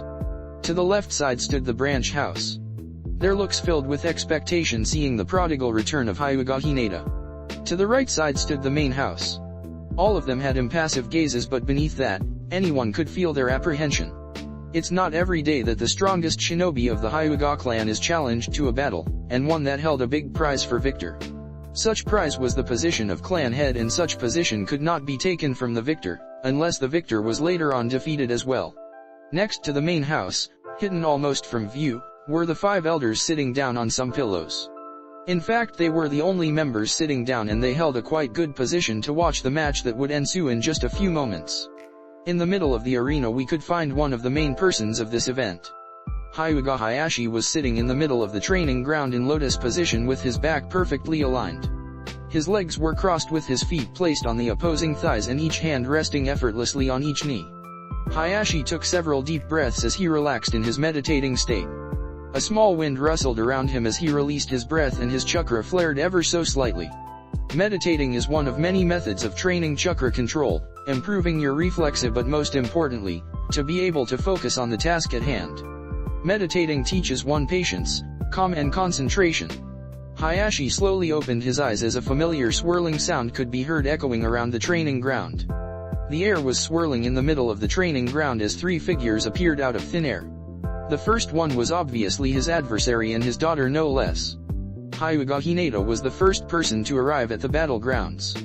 Instead of the usual samurai-like armor she used to wear when out on missions with this dragon group he heard about, she now had different clothes. She was wearing an attire comprised of a loose-fitting, long-sleeved, dark blue and white zip-up jacket with dark blue over mesh armor with black pants and black, low-heeled sandals. On the back of her zip-up jacket she had the symbol for yin and yang. She also had her long H tied with a small white ribbon at the end. /N, check profile for picture. Hayashi also wore appropriate attire comprised solely of a white silk kimono. Hayashi was an expert at taijutsu, so he needed to be flexible, and this attire would suffice him rather well. Mesh armor was useless against Jyuken strikes, so that would only slow him down, and he needed any advantage he could get. The swirling came to an end as both Hokage and her grandson stood there, standing side by side with Hinata in the middle looking straight at her father. Her face was one that spoke of strength and confidence. Hayashi got goosebumps when he locked eyes with her and remembered his father's words the previous night. This matter pertains exclusively to the Hyuga clan. You have no right being here, Hokage-sama, one of the elders said as politely as he could without insulting Tsunade. While that would be true, Hyuga Hinata is my apprentice and, as such, I have every right to be here, Tsunade explained, and the elder frowned as she was right. The master did have some rights over their apprentices. Are you crazy? Tsunade asked, faking shock. You want me, your Hokage, to stroll down the village alone? Tsunade rhetorically asked with a shocked face, making Naruto chuckle. Leaving the Hokage tower unprotected could be quite dangerous, so Naru-chan is here as my personal bodyguard, Tsunade answered, and the elder scoffed at being outplayed in politics. Naru-chan. Niji smirked towards Naruto, whose eyes twitched. That coming from a guy that dresses like a girl? Naruto replied, glaring at Niji. Why you? Niji asked, getting angry. Cough cough. Niji and Naruto turned to the source of the sound to see both Hinata and Tsunade glaring at them with gazes that promised pain and a lot of it. Both of them cowered behind them and immediately ceased their argument. Hinata quickly scanned her surroundings and noticed that almost everyone was there. If she had to guess, almost 90% of the clan had gathered to watch the battle. Her eyes landed on Hanabi, whose eyes were red with tear-stained cheeks. Hinata's eyes landed on Hanabi's forehead, and a familiar green X-styled tattoo was made visible, the caged bird seal. I can't believe that bastard went ahead and sealed Hanabi-chan, Hinata thought to herself in disbelief. Her father stood at nothing. But I do wonder why he would do such thing. He knows very well that Naruto-kun can remove it, Hinata wondered to herself as she began to walk forward and watched as Hayashi raised himself from his sitting position. Hinata looked backwards towards her sister and sent her a loving smile. Hanabi managed to get out a small smile before Hinata turned to face her opponent and current clan head of the Hyuga clan, Hyuga Hayashi. Both fighters walked until they stood about 16 feet apart. One of the elders slowly rose up from his sitting position and approached the battlegrounds. Hyuga Hinata hereby challenges Hyuga Hayashi for the position of Hyuga clan head. Hyuga Hayashi, do you accept the challenge? The elder called out. I do, Hayashi replied in a firm voice. Very well, the elder said, and approached the middle of the battlegrounds, staying exactly in the middle of both fighters, and rose his right arm into the air. Hajime, the elder replied, bringing his arm down in a guillotine-like fashion before jumping to safety. Hayashi was the first to move, and in a split second he had crossed the distance and was at Hinata's face. Hayashi began with a standard move and tried a Jyuken strike to Hinata's chest, only for her to sidestep and swat his hand away, pushing his right away. Hinata took advantage of Hayashi's offensive stance and went for single Jyuken strike to Hayashi's shoulder. Hayashi saw this coming and simply jumped away to gain some distance. The fight had just begun and they were only measuring themselves against their opponents. Neither of them had activated the Byakugan as of yet. Hinata was trying to get a feel for her father. They say that when two high-class shinobi collide they do need to use words, their fists do all the talking. Both fighters blurred forward as their fists met at middle ground in a resonating strike. Swirls of blue chakra were seen, clear as day as their fists met once again. Hayashi jumped back to gain some distance and quickly rose his arm, channeling chakra through it. Haka Kyushao, air palm, a compressed stream of air was unleashed towards Hinata at high speeds. Hinata jumped up and back-flipped midair. She watched as the jutsu passed right beneath her without even touching her. She landed on the ground gracefully before quickly turning around and pointing an arm at Hayashi. Hinata fired the same jutsu fork Hayashi to swiftly dodge to the side. Taking advantage of Hayashi's momentary slip at his dodge, Hinata appeared in his face in a burst of speed. Hinata cocked her arm back and slammed her palm in Hayashi's chest. Hinata watched as Hayashi flew backwards and tumbled through the ground. Hayashi regained his balance and wiped a bit of blood from his mouth. Everyone was staring shocked at Hyuga Hinata. The shy and fragile little girl that was expelled from the sea all those years ago came back to fight her father and drew first blood out of him, with a swift but precise strike. Hayashi regained his bearings and his Byakugan blazed to life. He couldn't afford to make any mistakes. He already made one and Hinata had capitalized on it hard. She could have ended the match right there if she so wished. Hayashi dashed forward once again and Hinata braced herself. Hayashi went for a leg sweep, making Hinata jump high up and backwards. As Hinata was still midair, she twisted her body and channeled chakra to her storage seals on her wrists. Several senbon popped out in a small cloud of smoke. Hinata hurled all of the senbon towards Hayashi's joints. Hayashi easily tracked the projectiles with his Byakugan. He simply bent down, placing both hands on the ground, and smirked. Doton, Doryu Taiga, Great Mud River, Hayashi said as the ground beneath Hinata turned into a slippery mud substance. As Hinata landed on the ground, she slipped due to the ground being muddy. Now Hayashi thought to himself as he rushed Hinata to take advantage of her slip. As Hinata slipped to the side, she twisted her body and brought her right fist down. Her fist collided with the ground, breaking the earth and forming a crater. Hayashi tumbled backwards from the shockwave and Hinata quickly regained her bearings. "I never expected ninjutsu from you, father," Hinata replied, completely caught off guard by that.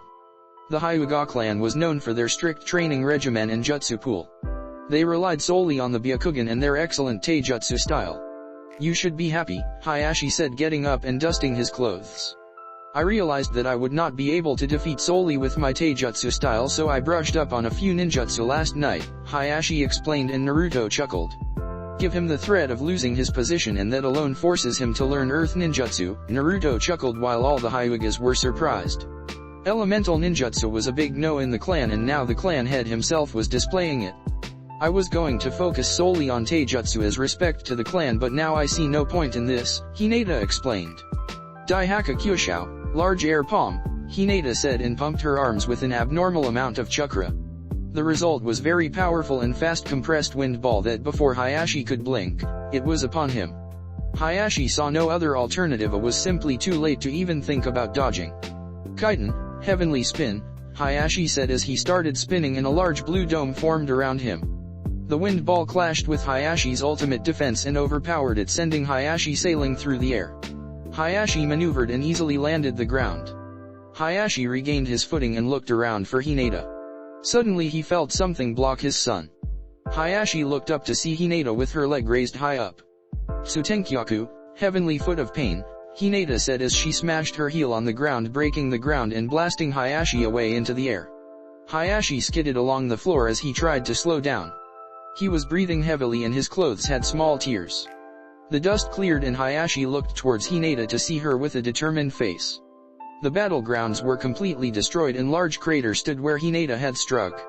"Mizu no Muke, water whip," Hinata said as she made a single half seal with her right hand. From the nearby lake a single water tentacle formed, and before Hayashi could comprehend what happened, the whip attached itself at Hayashi's ankle and spun him around before throwing towards a wall. Hayashi crashed into the wall, making an indentation of his body, and fell to the ground. Him around before throwing towards a wall. Hayashi crashed into the wall, making an indentation of his body, and fell to the ground. "As I suspected, this battle is one-sided," one of the elders and Hayashi's father thought, griping his kimono hard. Hayashi shakily rose from the ground, spatting blood on it. Hayashi took a couple deep breaths before turning to Hinata, who was simply watching him. "You should surrender while you are still conscious. I count at least 1 cracked rib and 2 broken. Half your chakra points are closed and your chakra stores are nearing empty," Hinata said. "I will not surrender. I still have a few aces up my sleeve," Hayashi replied before dashing forward. Hinata shook her head in defeat but retook her stance and waited for her father. Hinata watched as her father approached her and suddenly made a tiger hand seal. "Hanabi," Hinata thought as she looked to the side and heard the piercing screams of her little sister.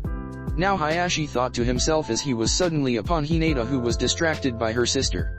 Thumb Hinata received a direct Jayuken strike right to her chakra core. She let out a gasp and simply fell backwards to the ground with a single thumb. A small cloud of dust rose as her body collided with the ground. "Once a failure, always a failure," Hayashi said as he took deep breaths to regain his breathing. "He killed her," Niji stated with shock evident in his face. Everyone in the Hyuga clan was shocked to see that Hayashi would go as far as kill his own daughter.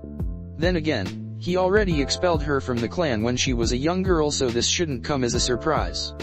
Poof! The Hinata that was on the ground exploded in smoke, making Hayashi do a double take as he was about to leave.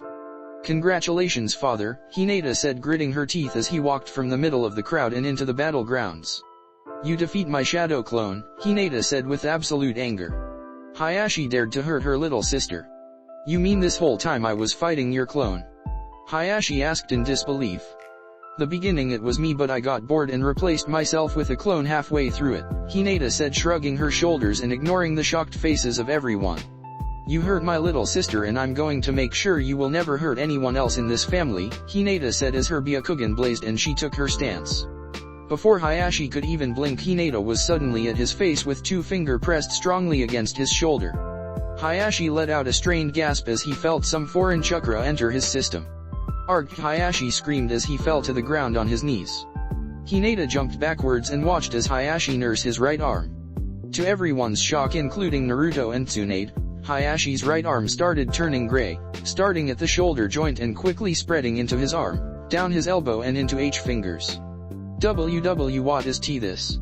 Hayashi stuttered as he tried to ignore the pain, but it was too much to simply discard.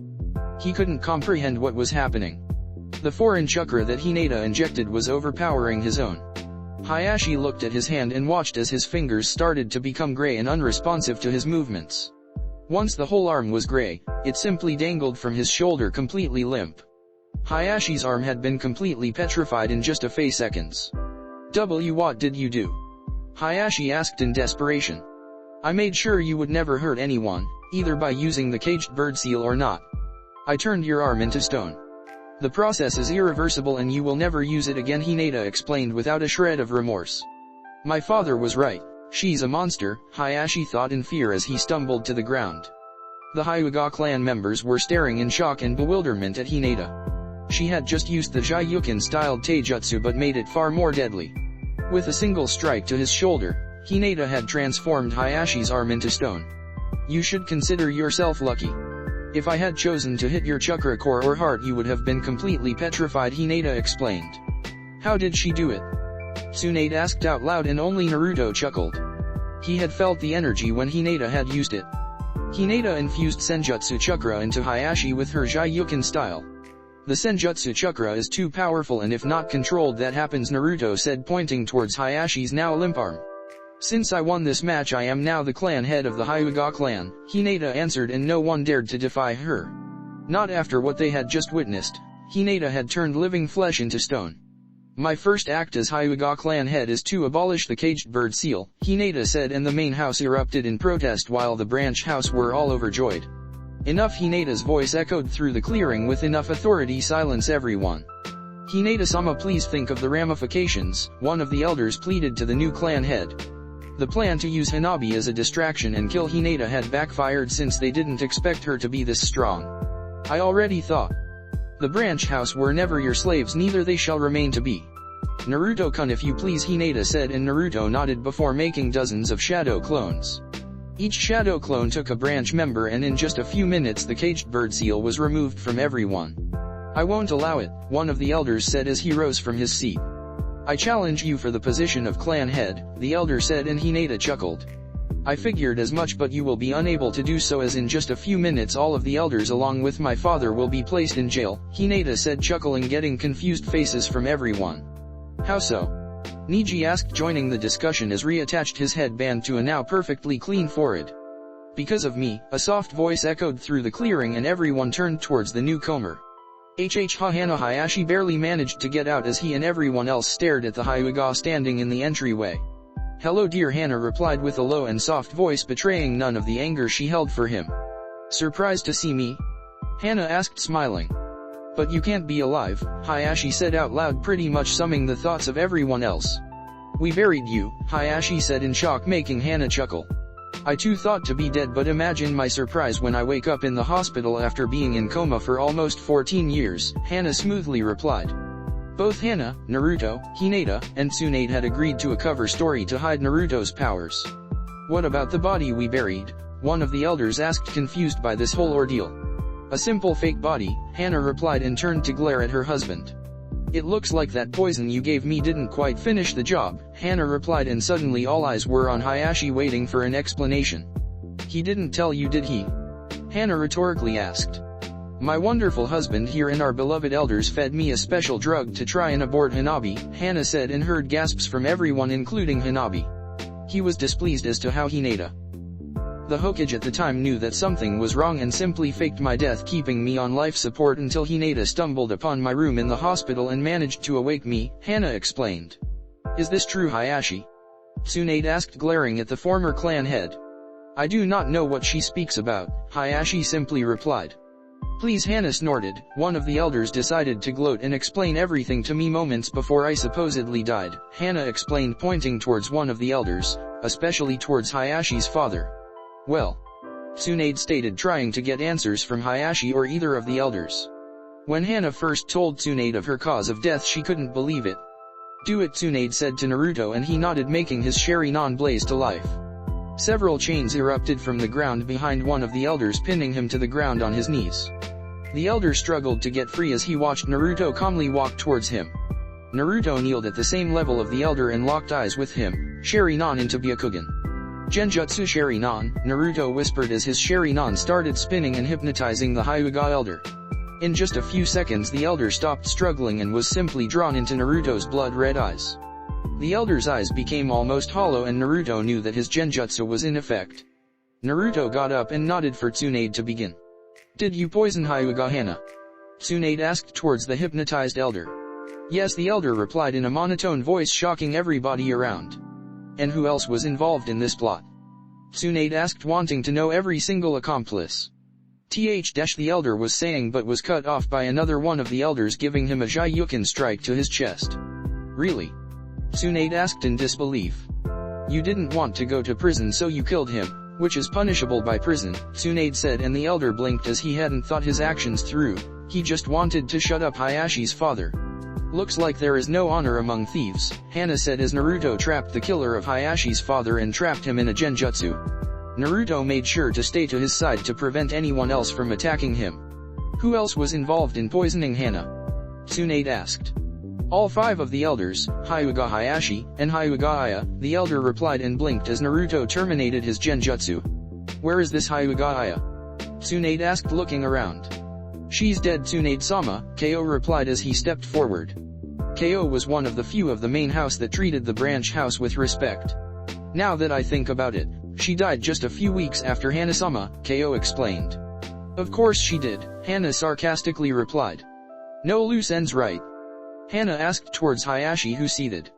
Hayashi could do nothing as of right now. He had lost his clan, his power, his arm, and looked like he also lost his freedom. All I wanted was a strong heir. Nothing like Hinata turned out to be at the time, Hayashi angrily replied and turned towards Hana. She was like you, kind and soft. Such person was unworthy of leading our clan, Hayashi sneered. And look how good that turned out, Naruto pointed out towards his stone arm. It's all her fault. One of the remaining elders suddenly got up and ran as fast as he could towards Hinata, intent on finishing her off. Well, as fast as a 70-year-old male could. Hinata turned around and locked eyes with the incoming Hyuga elder. Senpo, Sage Arts, Hinata said as her face became filled with dark purple markings. The markings extended from her diamond-shaped figure on her forehead and went down to her eyebrows, skipping her eyes, down her cheeks and into her jaw. Her white eyes seemed to have an unusual silver glow to them. Sekka no Mi, petrifying eyes, 1, Hinata said as her eyes seemed to slightly give off a silver pulse. The incoming elder let out a gasp as his eyes turned completely gray and started branching out into the rest of his head. The elder stumbled as he had already been completely petrified and stopped walking. He moved his right arm forward as if to reach to something and stopped moving, completely turned into stone. Holy, Naruto yelled when he felt the burst of Senjutsu Chakra that left Hinata's eyes. By using the natural energy all around her, Hinata is able to infuse anyone with Senjutsu Chakra, effectively turning them into stone and without them even realizing it. That is what I call a stare. Man, I got my own Medusa, Naruto chuckled, giving Hinata thumbs up. Thank you, Naruto-kun, Hinata said, turning around and all hell was unleashed. The branch house saw the elder being petrified by looking into Hinata's eyes, and when she turned around and looked towards them, every single member of the branch house stumbled as they quickly turned around to avoid looking into Hinata's eyes, and in the process they bumped into each other. While my sage mode is active, only the people I choose get petrified. You can still look at me, Hinata explained, and watched as the members slowly got up from the ground, and one after the other, not being petrified, they lost their fear. Hinata turned back to face the remaining elders in main house. She slowly walked towards the statue in the middle of the training's grounds. Is it not strange that one should die not by hands of their enemies, but at the hands of their own blood? Hinata said sadly and walked towards her father. I was willing to forgive you for expelling me from the clan, but I couldn't after you almost killed my mother and sealed my little sister. You dug your own grave, Hayashi, Hinata said sadly and walked away.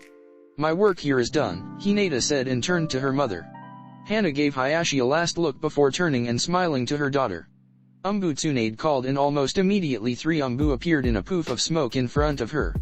Take that scum to the prison, Tsunade said pointing towards Hayashi and the 3 remaining elders. Hyuga Hinata, Hana called out. I, Hyuga Hana, hereby challenge you for the position of clan head, Hana said and everyone's jaw dropped. Everyone in the Hyuga clan thought those 2 were together in this. I accept, Hinata replied smiling. And I forfeit, Hinata said and everyone face vaulted. As the new Hyuga clan head, my first decision is to banish Hyuga Hinata from the Hyuga clan permanently, Hana said and everyone was surprised. What was going on? Hinata had joined the clan and now she was expelled again. Thank you, my Hina-chan, Hana said hugging her daughter leaning in to whisper. You found a very good man in Naruto. I hope you live a wonderful life, Hana whispered. Thank you, mother, Hinata said breaking the hug. I'll come visit when I can, Hinata said and Hana watched as her daughter left the compound with Naruto by her side, like he had always been. What are you all looking at? Hana rhetorically replied, making every Hyuga member flinch. Just joking. It's time for us to turn a new leaf in the Hyuga clan, Hana began. I know that most of the former branch house hold grudges against the main house, but I hope you can let go, and I say the same to the main house. I will not tolerate any fighting on the clan. Do I make myself clear? Hana said glaring at everyone and watched as everyone quickly nodded. Good. Let's return to our jobs, Hana said and everyone walked away. The training ground could be fixed tomorrow and suitable place for the elder statue be found. A martyr never to be forgotten. Hashtag later that day, Hokage Monument hashtag after that commotion of the Hyuga clan had finally died down, the night quickly followed as well. Naruto was at the top of his father's head calmly watching the starry sky. He looked down on the village and saw thousands of lights. From his position Naruto could see the whole village. Here you are, Naruto heard and turned around to see Hinata approaching. It always surprises me how beautiful the village looks at night, Hinata replied stopping next to Naruto. What did you call me for? Hinata asked. I just wanted to share this with my gorgeous girlfriend, Naruto said scratching the back of his head. Real smooth genius, Naruto cursed to himself and watched as Hinata simply laid her head on his shoulder. By the way, Hinata said getting his attention. Earlier today you said something about you having your own Medusa, Hinata and Naruto chuckled. It's a legend but we have time, so, Naruto said before gathering his thoughts. According to the stories, long time ago lived a princess that ruled over a country that was just as big as the Fire Country. People of their country used to praise their princess her beauty. According to the legends, this princess was so beautiful that she was compared to gods themselves, too. One of the gods saw this as an offense to themselves. They decided to punish this princess for so foolishly being compared to gods. They cast a terrible curse upon her so that anyone that gazed directly into her would be turned into stone for all eternity. That's why I said that when I saw you do the same thing today, and you certainly are beautiful enough, Naruto said smiling. You are right about one thing, Hinata said and Naruto raised an eyebrow. I'm yours, Hinata said kissing him on the lips. And you're mine, Hinata said lovingly. It's now or never, Naruto thought to himself gulping and gathering his nerves. Naruto split away from Hinata and kneeled on one knee. Naruto's heart was racing as he channeled chakra into one of his storage seals in a small square box popped out. Hinata gasped when she saw Naruto kneeling in a small box on his hand. Is he? No, don't faint now, Hinata thought to herself as she also tried to keep a heart rate in check. Naruto opened the small box and Hinata saw perhaps the most beautiful ring she had ever seen. You were always with me since the very beginning, Naruto began. You were the first person to show me kindness and love. You were my first friend, my girlfriend, and now my greatest love. You were there when I was feeling alone and lost. You were there when I was called a monster, and you were there when I was thrown from stores and feeling lonely. There is nothing I wouldn't do for you, so, Hinata, will you marry me? Naruto asked as he displayed his ring for her to see. You are such a knucklehead, Hinata replied lovingly and making Naruto hesitantly raise his head to look at her. Of course I do, Hinata lovingly replied and Naruto immediately got a smile that threatened to split his face. He slowly took the ring from H box and tried to place it on her finger. Keyword being tried as he couldn't stop shaking. With a hand from Hinata he finally managed to do it. It's gorgeous, Hinata said raising her hand to the air and watched as the ring sparkled under the moon's light. The ring wasn't too big or had any fancy cut or design. It had the symbol for yin and yang with the yang symbol in light purple and the yin side in shining silver. I've never seen diamonds with such color, Hinata mused to herself as she leaned her head against Naruto's shoulder and both of them sat on the ground looking at the sky. That's because they don't exist, Naruto said, and Hinata wondered what he meant. I created these 2 stones from scratch with my Rinnegan. I wanted the ring to be the only one of a kind, and no matter what differences or challenges we may face, we will always be together like yin and yang. Hinata finished for Naruto, who nodded. I love you, Naruto-kun, Hinata said and pulled Naruto into a deep romantic kiss. And I love you, Naruto said, breaking the kiss and bringing his forehead to hers. Senju Hinata, #Senju compound, #. It was a beautiful day in Konoha. It was warm and sunny all over. The sun was coming up, shining upon Konoha as the merchants were opening their stores to start up a fresh new day. A few sunrays broke through the village's barrier and started waking up people inside the houses. This was the unfortunate event for Naruto. The room was dark and a few beams passed through the window and hit him right in the eyes, waking him up from his slumber. He released a small yawn and tried to shift in bed but realized that he couldn't move. He looked down and smiled at his princess, who snuggled next to him, resting her head in his shoulder. There was something about having Hinata sleeping on his chest that just felt right. One of the things he enjoyed most was waking up with Hinata next to him. Feeling her warmth against his body, caressing her soft hair. She noticed that Naruto was looking at her with a warm smile. She returned the smile just before she closed her eye again and placed her head on his chest, releasing a sigh of bliss and happiness. Naruto had proposed last night and Hinata had accepted, and now they would be together forever. It didn't get any better than that. Although the room itself might disagree. For starters, there were clothes everywhere. Naruto's vest and pants were near the door, which meant that they were the first to go. Hinata's jacket and bra were also nearby, although her pants and underwear were actually near the window. Only Kami knows how they got there. I'm so happy that I just want to run and jump everywhere, Naruto whispered, and Hinata giggled lightly. I know the feeling, Hinata replied. After everything we have been through, we are finally together forever, Hinata explained, and Naruto gently kissed her forehead. I'm the luckiest guy in the world, Naruto said. Are you crying? Hinata asked, smiling as she saw his moist eyes. Of course not, Naruto quickly replied. It's just dust that got in my eye, Naruto replied, scrubbing his eyes. Hinata knew the truth very well. For someone who never had a family, he just got one of his own. You know, Hinata started as she looked up. We are going to need a new bed, Hinata said as Naruto sighed. Last night had been one of commemoration on their engagement and they got a little carried away. It was your idea to try doing it while we were on sage mode, Naruto chuckled. Like you didn't love it, Hinata teasingly replied, kissing his cheek. Senjutsu empowers all of our senses, Hinata explained blissfully. And also our strength, and that is why we broke our bed, Naruto said, shaking his head, and watched as Hinata rose up and straddled him. The sheets fell to the bed, revealing Hinata's naked form. It's not like it's going to break again, Hinata lustfully said. Such a tease, Naruto complained, and Hinata giggled. Are you going to do something about it? Hinata asked, giggling like a schoolgirl. Maybe, Naruto half lied and rose up to meet Hinata's lips. Naruto embraced Hinata, pulling her closer as Hinata ran her hands through Naruto's long spiky hair. Their lips met with fierce passion. Naruto turned her around and gently lowered her on the bed, making him stand on top. Hinata hummed in delight as Naruto kissed her neck and gently fondled her breasts. Knock knock, Naruto-kun, if you don't hurry you will miss breakfast, Kushina said as she knocked on the door just before walking away. Maybe not, Hinata replied and got up. She started walking to the bathroom, swaying her hips in a sexy manner. Naruto could only stare at her and follow her movements. Right, we must preserve water, Naruto said in conviction before he got up and quickly followed Hinata into the shower. Water was a precious resource after all. #Senju compound, kitchen, #. The doors to the kitchen opened and everyone in there shifted their attention to the couple approaching. Both of them had huge smiles of their faces and everyone noted how Hinata seemed to be more clingy than usual. They had such happy expressio that it was intoxicating.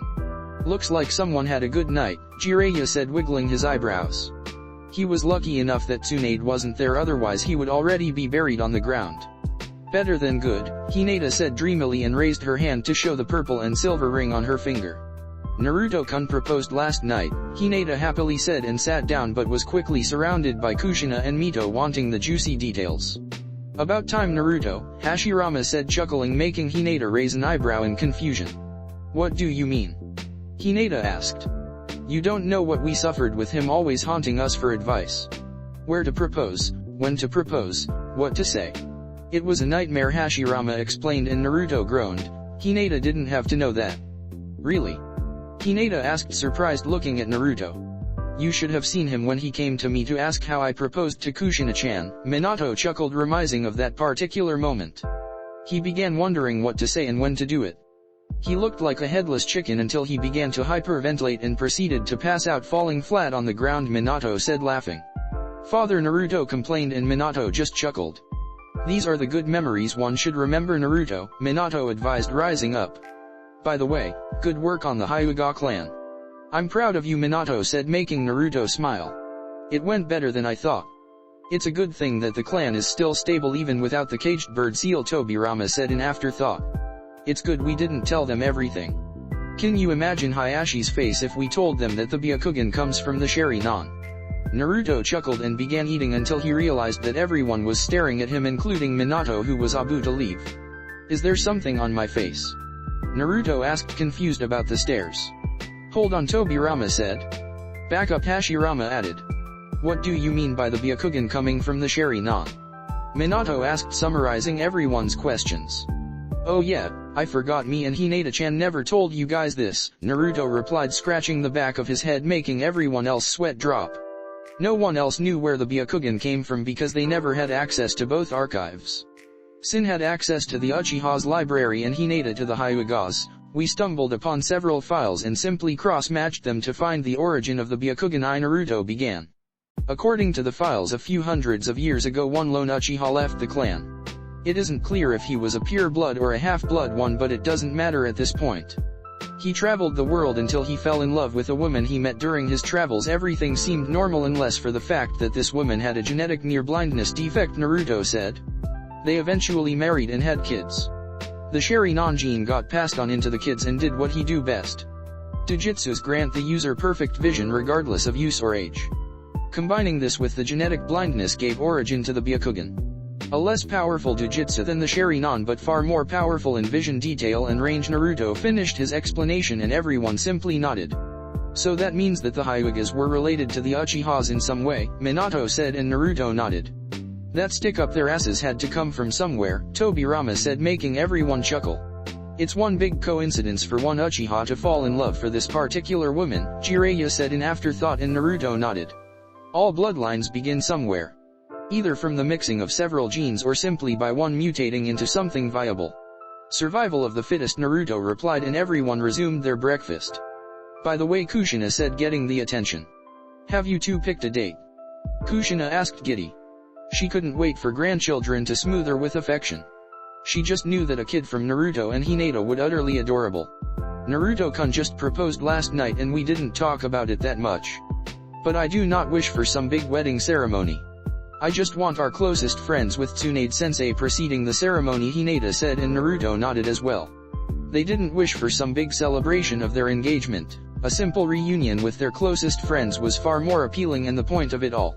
Hashtag Otagaku or hashtag deep within the Sound Village everything was quiet. It was such silence that one may consider it creepy and unsettling. The streets were completely empty and not even birds were heard. Isn't it strange for a village being named Sound Village when was no such thing presently? No, a scream echoed through the empty halls of the main building in the village. Crows burst from the trees from the sudden sound spike. Entering the Otokage Tower and proceeding down into the basements, one seemed to pick up some sniffling sounds. Walking down the halls and approaching the origin of the sound, we come into a pitch-black room. The walls were of brown stone. Torches along the walls provided some much necessary light. The whole base seemed to give off some dark and evil aura. The whole ambient seemed taken from some horror movie. As we approached the room, a small trail of blood was seen leaking from the room. It flowed through the floor and into the middle of the hall, and it showed no signs of stopping. The blood started pooling in the middle of the hall, and from the quantity of it, someone was dead. Peering inside, we find two figures on the room. One simply laid on the ground with her eyes a hollow white and her skin a ghostly white, like it had been drained of all of their blood. Above this figure stood another one kneeling next to the downed. On this figure had a white long-sleeved shirt which was open at the torso. He wore dark blue pants with a blue cloth hanging from halfway up his stomach to his knees. He also wore black arm guards that covered his forearms and stretched up to reach his upper biceps. He also wore a purple rope belt around his waist, tied in a bow. He was Uchiha Sasuke, a genetic clone that Orochimaru had engineered from the original one. Sasuke was kneeling next to this person as he weakly gripped a sword that was pushed right through the figure's chest, directly through her heart. Blood continued leaking from the wound as it flowed to the hall. "Why Koto-chan?" Sasuke cried as he looked to the dead eyes of his friend. He couldn't understand why she would attack him out of nowhere. She had long black hair, which is in a Heim-style cut, and black, pupilless eyes. Attire-wise, she wore a pale. "Why Koto-chan?" Sasuke cried as he looked to the dead eyes of his friend. He couldn't understand why she would attack him out of nowhere. She had long black hair, which is in a Heim-style cut, and black, pupilless eyes. Attire-wise, she wore a pale green form-fitting vest, with an opening in the center which shows off her cleavage in her stomach, and a camouflage-patterned scarf and skirt. "I loved you," Sasuke said, looking away from her when realization hit him. He had just killed the only person he cared for in this village, the only person he loved. He couldn't fathom as to why she attacked him. They were good friends ever since they met a few weeks ago, and Sasuke knew he liked her more than simple friend. "Why?" Sasuke wailed in grief as his Sharingan unwillingly flared to life. It was almost a cruel punishment that his Sharingan should flare. Punishment as the Sharingan would forever remember the scene that laid just before him. The scene with Sasuke driving a sword through his lover's heart and blood pouring everywhere. Sasuke swiped his cheek with his hands to try clear the tears. Sasuke's chakra spiked and his Sharingan flared to life. It had 3 tomos. A chunk of chakra was funneled towards his eyes and Sasuke's Sharingan started spinning and glowing. In the pie black room, his Sharingan was the thing that definitely stood out. Blood-red eyes with pitch markings spinning and glowing. His eyes began to slow down and the 3 tomos were completely gone. A whole new pattern was revealed to the world. His eyes were black in the background with 3 blood-red intersecting ellipses. Sasuke's eyes had changed into the all-powerful Mangekyo Sharingan. "What's this?" Sasuke wondered out loud, looking down. Yet again he could see his own reflection in the blood pooling on the ground. It seemed yet another cruel joke that he had to endure. "That is the Mangekyo Sharingan." "The next stage of the Sharingan," young Sasuke Orochimaru said as he stepped into the room and looked at the gruesome display. He couldn't but smirk that his plan worked so flawlessly. He knew that the girl had a crush on young Sasuke and he simply had to play things right for it to work. "Why?" Sasuke asked and Orochimaru got confused. "Why did she attack me?" Sasuke sadly asked and Orochimaru frowned. It was good that he attained the Mangekyo, but he never expected Sasuke to bond with the girl to the extent of actually loving her. She must have had her reasons, Orochimaru simply replied, walking towards Sasuke and kneeling beside him. "Come with me, Sasuke-kun," Orochimaru said, rising back up and walking towards the door when he noticed that Sasuke hadn't moved yet. Sasuke was still staring at the girl's corpse. "What will happen to her?" Sasuke asked. "She will have a proper burial later on," Orochimaru replied and watched as Sasuke rose and began walking towards him. "I will help you forget the pain you are feeling," Orochimaru said and Sasuke only nodded. "Kabuto," Orochimaru said and Kabuto stepped out from the shadows. "Clean the room." "I will proceed with the ritual," Orochimaru informed him and Kabuto nodded. Orochimaru and Sasuke walked into another pitch-black room with strong wooden doors. The door cringed as it opened to reveal a seemingly empty room. "Come, Sasuke-kun," Orochimaru opening the door and motioning Sasuke to enter, which he did without hesitation. "Do you wish to forget the pain?" Orochimaru asked with his eyes glinting. The goal he fought so hard to achieve was but a few minutes from his grasp. "Yes," Sasuke simply replied and Orochimaru nodded.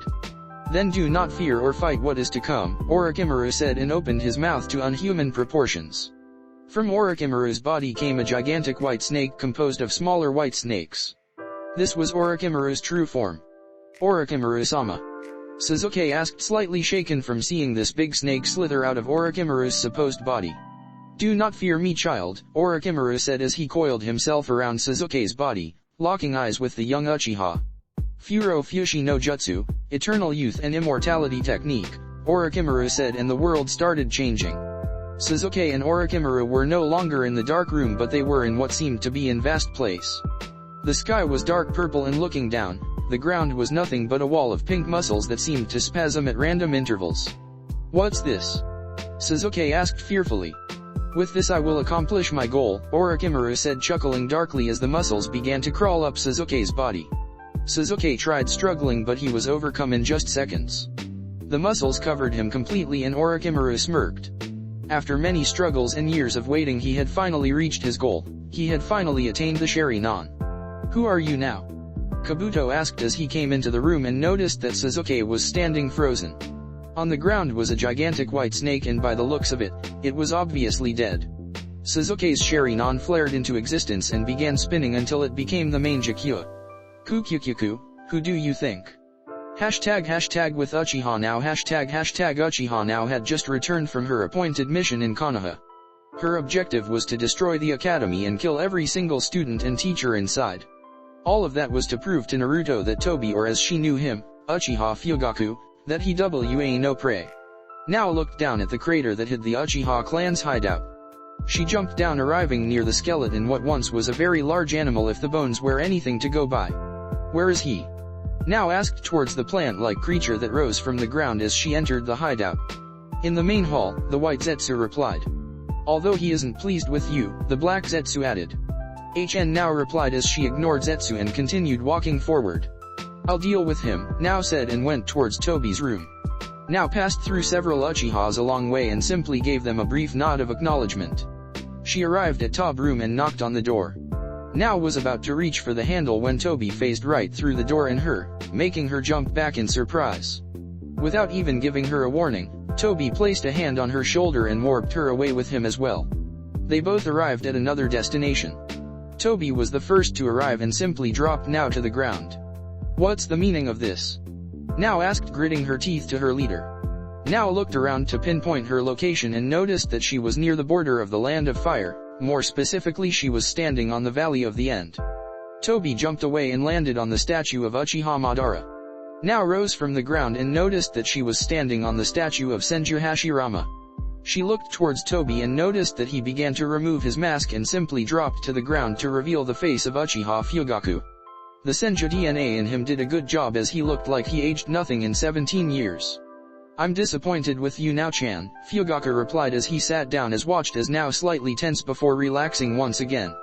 You were never one to fail missions to begin with, but I never expected for you to fail them on purpose, Fugaku said, sighing and looking up. Care to explain why you decided to forget the mission? Fugaku asked as he locked eyes with her. I may be under your command, but I am not your tool to do as you please, now snarled at Fugaku. You asked me to kill some innocent kids, which I would never do. I have my standards now, explained. You didn't know, did you? Fugaku mockingly asked. Your sister was just like you. You, your sister, Mikoto, and even that cousin of yours Obito. You were all too soft and kind-hearted for the Uchiha clan. I thought that making an example of your sister would solve that in you, but I was mistaken, Fugaku simply explained and watched as now tensed. What do you mean by making an example of my older sister? Now asked, narrowing her eyes at Fugaku. Exactly like that. She was a soft-hearted like many before her, and she was influencing you, the strongest of the clan next to me. You looked up at her like anyone would do to their own older sister, and I couldn't have that, so I took steps. A simple poison her food to make it look like she died of her eyes not accepting her body, Fugaku explained, smiling darkly. What? Now asked in shock. You killed my sister just because she was kind, now mumbled to herself. Why? Now asked, although Fugaku had just given her the answer. I want soldiers. I don't need anything else but soldiers, Fugaku simply replied. Your sister became a liability the moment she started refusing the missions I gave her because she couldn't do them, but I had hope for you now, Chan. You, who were so fond of my son Itachi. I hoped that you would outgrow that kindness that seemed to be instilled in your family and became what you were supposed to be, an Uchiha clan shinobi, Fugaku said, and watched as lone tear ran down her face. You killed my sister, now simply said, looking at the ground. You killed the only thing I had left of my family, now sadly said, and suddenly looked up with her main Jakkyuha blazing. I was a fool to be following you in the first place. I should have stayed by Konoha's side. The Uchiha clan was the strongest in Konoha, we were respected both for our power and loyalty, that is until you came around now began. You are nothing but a greedy man that led our great clan into nothingness, and eventually you will kill us all. Itachi-kun was right when he chose to stay by Konoha's side, now said as her chakra flared and she took her sword from her waist. You are nothing more than darkness and I will be the light that shall defeat you, now yelled as she pointed her sword towards Fugaku, who simply chuckled. Enter Naruto Shippuden. My name foolish girl, Fugaku said and watched as Now jumped from the statue, coming towards him. Now arrived near Fugaku and made a downward slice, only to phase right through him and hit the ground. Now quickly repositioned herself, dodging a punch from Fugaku and slashed across Fugaku's chest. Fugaku chuckled as he watched the blade phase through him. Once the blade left his chest, he simply caught the handle and outmaneuvering Now, he placed her on a choke hold. Such naive girl, Fugaku whispered into her ear as she struggled to get free. There is no darkness without light, Fugaku replied as he let go of Now, who stumbled forward to regain her breath.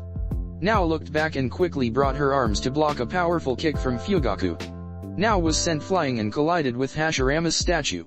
A few rocks were set free from the impact and splashed into the water. Now coughed but quickly regained her breathing. She looked up to see Fugaku in the same place. Katon, Goryaka no Jutsu, Great Dragon Fire Technique, Now said as she sent a torrent of fire shaped in the form of a dragon towards her enemy. Kamui, Fugaku said, chuckling as he absorbed the whole fire jutsu into his personal dimension. Katon, Bakufu Ranbyu, Bomb Blast Dance, Fugaku said as he needed chakra inside his body and converted into fire. Using the fire jutsu he absorbed from Now, he expelled a continuous stream of flames, which spiraled outwards, creating a massive fire vortex. Now's eyes widened at the magnitude of the jutsu.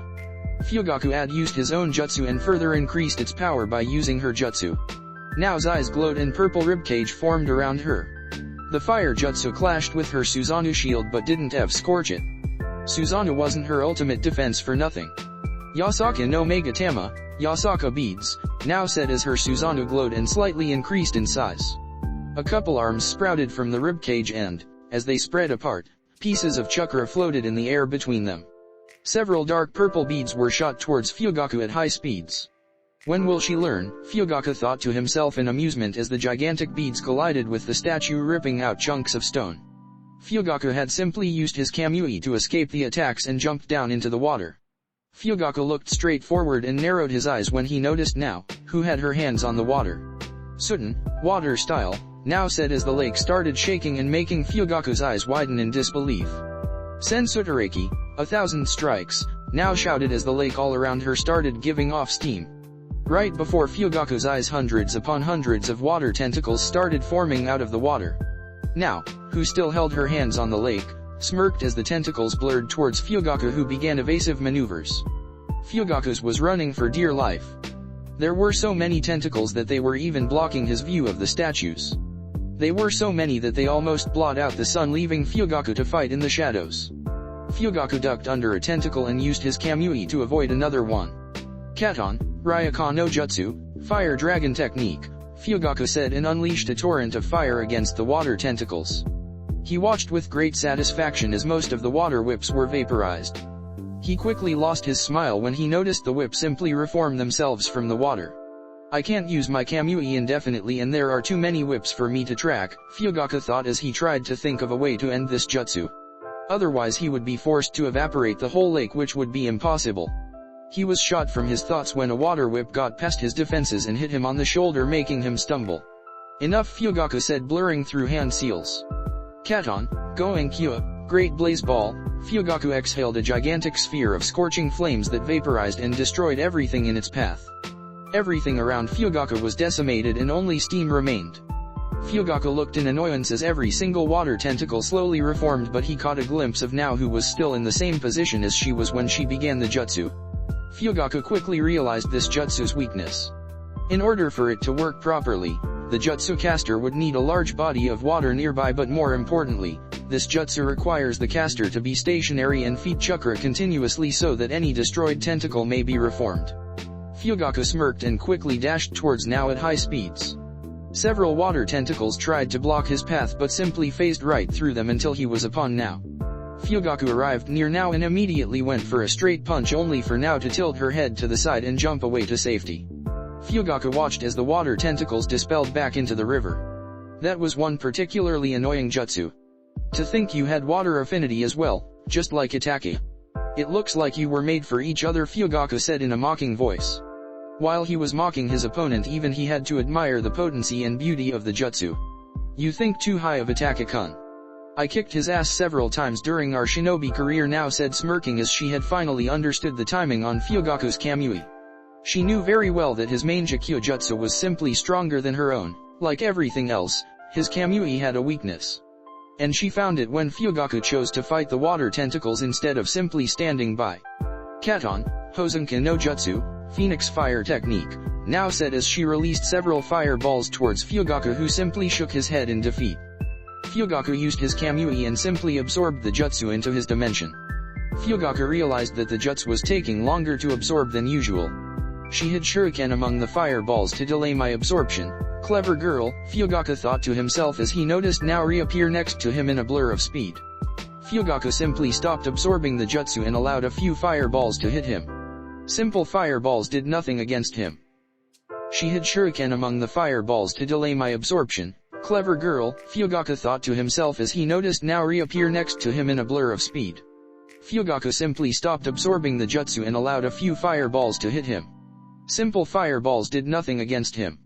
Now swinged her sword horizontally and watched in shock as Tobi easily caught her blade between two fingers.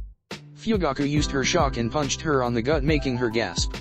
I expected more from you, Fyogaku said as he picked now up from her neck and simply watched her struggle for air. Now's eyes started glowing as she made her best efforts to look into Fyogaku. Petrifying gaze, now said, catching Fyogaku in her main Jakyu's strongest genjutsu. Fyogaku was momentarily caught in the genjutsu, which allowed now to get free from his grasp.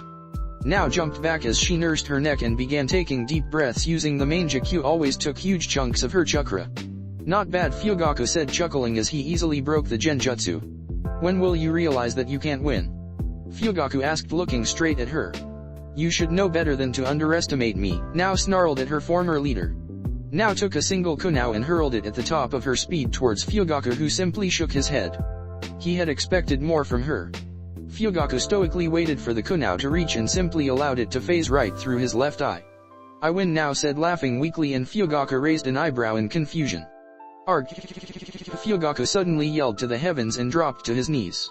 He quickly brought his hand to his face to try and stem the blood that was leaking from his left eye. Fyogaku stared at the lake and into his own reflection, to see a deep gash on his left eye. He couldn't even identify that it was an eye to begin with. Amaterasu now said, taking advantage of Fyogaku's shock as she enveloped him in a cloak of pitch-black flames. She watched with great competence as Fyogaku rolled on the water in pain until he began to sink. I told you not to underestimate me, now said, smiling and taking deep breaths. She had won the battle with a simple henge in a shadow clone. Squelch now gasped as her chest was suddenly pierced a kunao from behind. She looked down to see the tip of the kunao protruding right from her chest, just above her heart. She coughed a large amount of blood and shakily looked backwards. Fyogaku was standing there with a pissed-off expression. His clothes and chunks of his skin were completely burned, but above all, his left eye was completely destroyed. Now pushed forward, crying in pain as the blade left her chest. She stumbled forward and fell to her knees as blood started pooling on the water. I never expected for you to make a shadow clone and transform it into a shuriken that you used as a Troja horse to get into my personal dimension, Fyogaku said, gritting his teeth. I should have not underestimated you. You were my second in command after me, after all, Fyogaku explained and watched as Nao took deep and ragged breaths. It was foolish of you to challenge me, Nao-chan, Fyogaku said. He would make her pay. She had wounded him, but above all else, she had destroyed one of the things he held more precious. She had blinded him on his left eye. Fyogaku raised an eyebrow when he felt a genjutsu wash over the area. He looked in confusion towards Nao and watched as she disappeared into thin air as if she never existed in the first place. Fyogaku smirked and looked to his right just in time to see Nao materialized herself. The wound on her chest was completely gone but was replaced with a hollow white right eye. So you sacrificed your right eye to survive yet again, Fyogaku said, chuckling. You lost your ability to use your genjutsu and your Susanoo. You are pathetically weak now, but if you want to battle, I shall give you one, Fyogaku said as his chakra spiked to the ground started shaking. The huge lake they were standing on started vibrating as waves were created. Mokyuton, wood style, Fyogaku yelled as he clasped his hands together in the snake seal. Jokai Koten, deep forest creation, Fyogaku added as thousands upon thousands of trees suddenly burst from the water. Nao's eyes widened at the sheer magnitude of the jutsu. The trees rose from the water and high into the sky. They pierced the mountains, dislocating huge chunks of it. They wrapped themselves around the two statues, tearing them apart. Now watched as the trees quickly approached her position and she knew she had to do something quickly. Now held her sword horizontally in front of her chest. She placed her left hand on the hilt. Katon, Hinokan Katon, flaming sword, now said she, her hand over the blade, and watched as her sword suddenly ignited into whitish flames. She avoided looking directly at the blade due to the light being emitted. Now disappeared in a burst of speed. Katon, Kasai Surashu, fire slash, now said as she flicked her blade forward. An arc of fire was released from her blade, cutting right through the incoming trees. Now smirked as she landed on the tree and started running upwards it, heading right towards to Fugaku. Now ducked and sliced her way towards the forest that had just grown. While the trees might be numerous and strong, they were no match against her heated blade that sliced them down like a hot knife through butter. Mokuton, Sashiki no Jutsu, cutting sprigs, Fugaku said as several sharp wooden spikes grew from the trees. Fugaku picked up a couple and, with strength and precision, he hurled them all towards the incoming enemy. Now flexed her fiery blade once again. Katon, Shio Senkai, whirling death, now said as she pointed her blade forward, towards the incoming projectiles. The blade's flames quickly grew in size. Now flexed her blade and released a vortex of fire that vaporized the wooden spikes. Now arrived near Fugaku and did a lightning-fast horizontal swipe just above his head.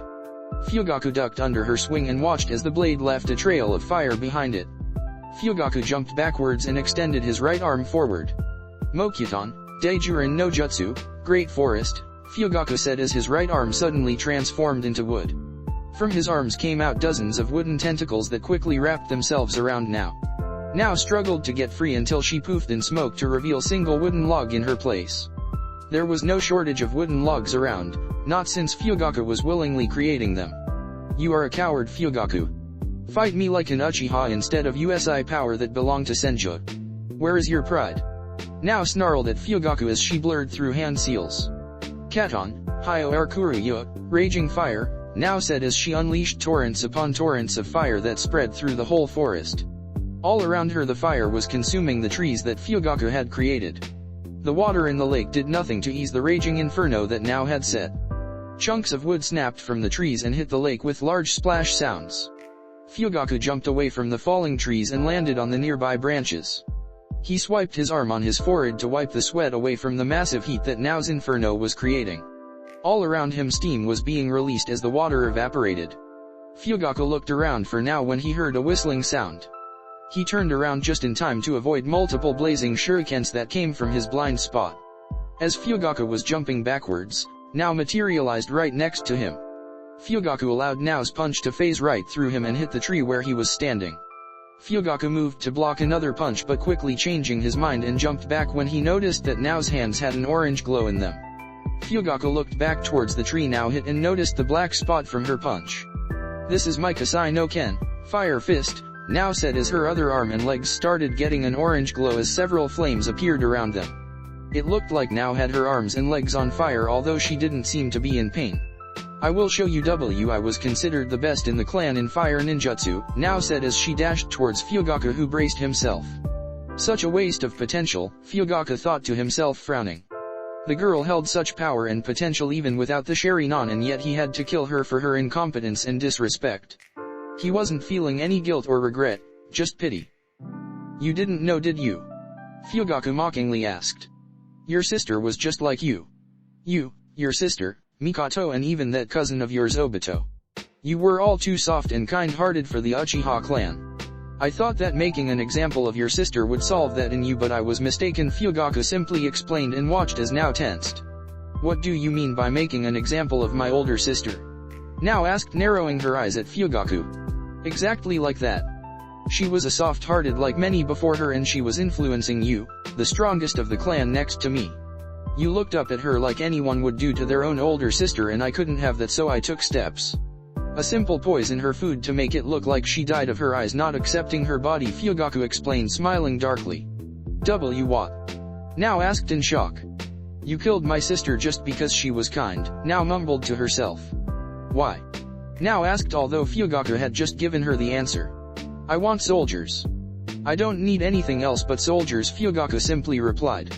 Your sister became a liability the moment she started refusing the missions I gave her because she couldn't do them, but I had hope for you now, Chan. You, who were so fond of my son Itachi.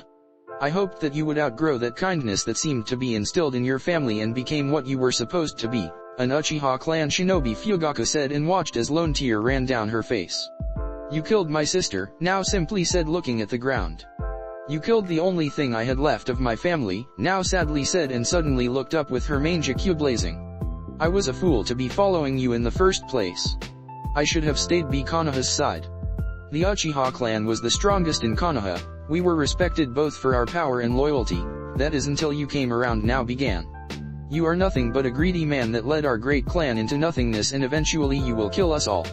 Itachi-kun was right when he chose to stay by Konoha's side, Now said as her chakra flared and she took her sword from her waist. You are nothing more than darkness and I will be the light that shall defeat you, Now yelled as she pointed her sword towards Fugaku who simply chuckled. Enter Naruto Shippuden. My name foolish girl, Fugaku said and watched as Now jumped from the statue, coming towards him. Now arrived near Fugaku and made a downward slice, only to phase right through him and hit the ground. Now quickly repositioned herself, dodging a punch from Fugaku and slashed across Fugaku's chest. Fugaku chuckled as he watched the blade phase through him. Once the blade left his chest, he simply caught the handle and outmaneuvering Now, he placed her on a choke hold. Such naive girl, Fugaku whispered into her ear as she struggled to get free. There is no darkness without light, Fugaku replied as he let go of Now who stumbled forward to regain her breath. Now looked back and quickly brought her arms to block a powerful kick from Fugaku. Now was sent flying and collided with Hashirama's statue. A few rocks were set free from the impact and splashed into the water. Now coughed but quickly regained her breathing. She looked up to see Fugaku in the same place. Katon, Goryaka no Jutsu, Great Dragon Fire Technique, Now said as she sent a torrent of fire shaped in the form of a dragon towards her enemy.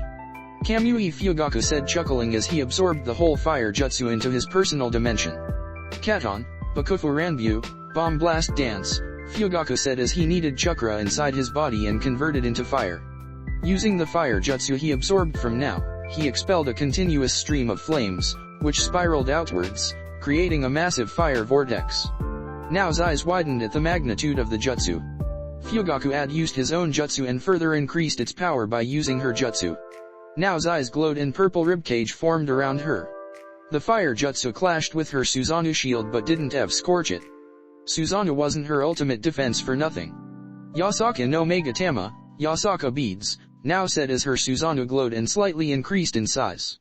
A couple arms sprouted from the ribcage and, as they spread apart, pieces of chakra floated in the air between them. Several dark purple beads were shot towards Fugaku at high speeds. When will she learn, Fugaku thought to himself in amusement as the gigantic beads collided with the statue ripping out chunks of stone. Fugaku had simply used his Kamui to escape the attacks and jumped down into the water. Fugaku looked straight forward and narrowed his eyes when he noticed Now, who had her hands on the water. Sudden, water style, Now said as the lake started shaking and making Fugaku's eyes widen in disbelief. Sensutareki, 1,000 strikes, Now shouted as the lake all around her started giving off steam. Right before Fugaku's eyes hundreds upon hundreds of water tentacles started forming out of the water. Now, who still held her hands on the lake, smirked as the tentacles blurred towards Fugaku who began evasive maneuvers. Fugaku's was running for dear life. There were so many tentacles that they were even blocking his view of the statues. They were so many that they almost blot out the sun, leaving Fugaku to fight in the shadows. Fugaku ducked under a tentacle and used his Kamui to avoid another one. Katon, Ryaka no Jutsu, Fire Dragon Technique, Fugaku said and unleashed a torrent of fire against the water tentacles. He watched with great satisfaction as most of the water whips were vaporized. He quickly lost his smile when he noticed the whips simply reform themselves from the water. I can't use my Kamui indefinitely and there are too many whips for me to track, Fugaku thought as he tried to think of a way to end this jutsu. Otherwise he would be forced to evaporate the whole lake, which would be impossible.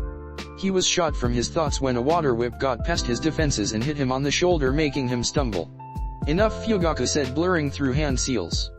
Katon, Going Kyo, Great Blaze Ball, Fugaku exhaled a gigantic sphere of scorching flames that vaporized and destroyed everything in its path. Everything around Fugaku was decimated and only steam remained.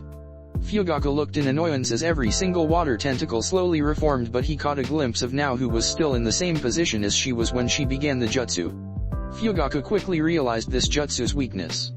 In order for it to work properly, the jutsu caster would need a large body of water nearby, but more importantly, this jutsu requires the caster to be stationary and feed chakra continuously so that any destroyed tentacle may be reformed. Fugaku smirked and quickly dashed towards Now at high speeds. Several water tentacles tried to block his path but simply phased right through them until he was upon Now. Fugaku arrived near Now and immediately went for a straight punch, only for Now to tilt her head to the side and jump away to safety. Fugaku watched as the water tentacles dispelled back into the river. That was one particularly annoying jutsu. To think you had water affinity as well, just like Itachi. It looks like you were made for each other, Fugaku said in a mocking voice. While he was mocking his opponent, even he had to admire the potency and beauty of the jutsu. You think too high of Itachi-kun. I kicked his ass several times during our shinobi career, Now said, smirking as she had finally understood the timing on Fugaku's kamui. She knew very well that his main Jakyo jutsu was simply stronger than her own. Like everything else, his kamui had a weakness. And she found it when Fugaku chose to fight the water tentacles instead of simply standing by. Katon, Hosenkan no Jutsu, Phoenix Fire Technique, Now said as she released several fireballs towards Fugaku, who simply shook his head in defeat. Fugaku used his kamui and simply absorbed the jutsu into his dimension. Fugaku realized that the jutsu was taking longer to absorb than usual. She hid shuriken among the fireballs to delay my absorption. Clever girl, Fugaku thought to himself as he noticed Now reappear next to him in a blur of speed. Fugaku simply stopped absorbing the jutsu and allowed a few fireballs to hit him.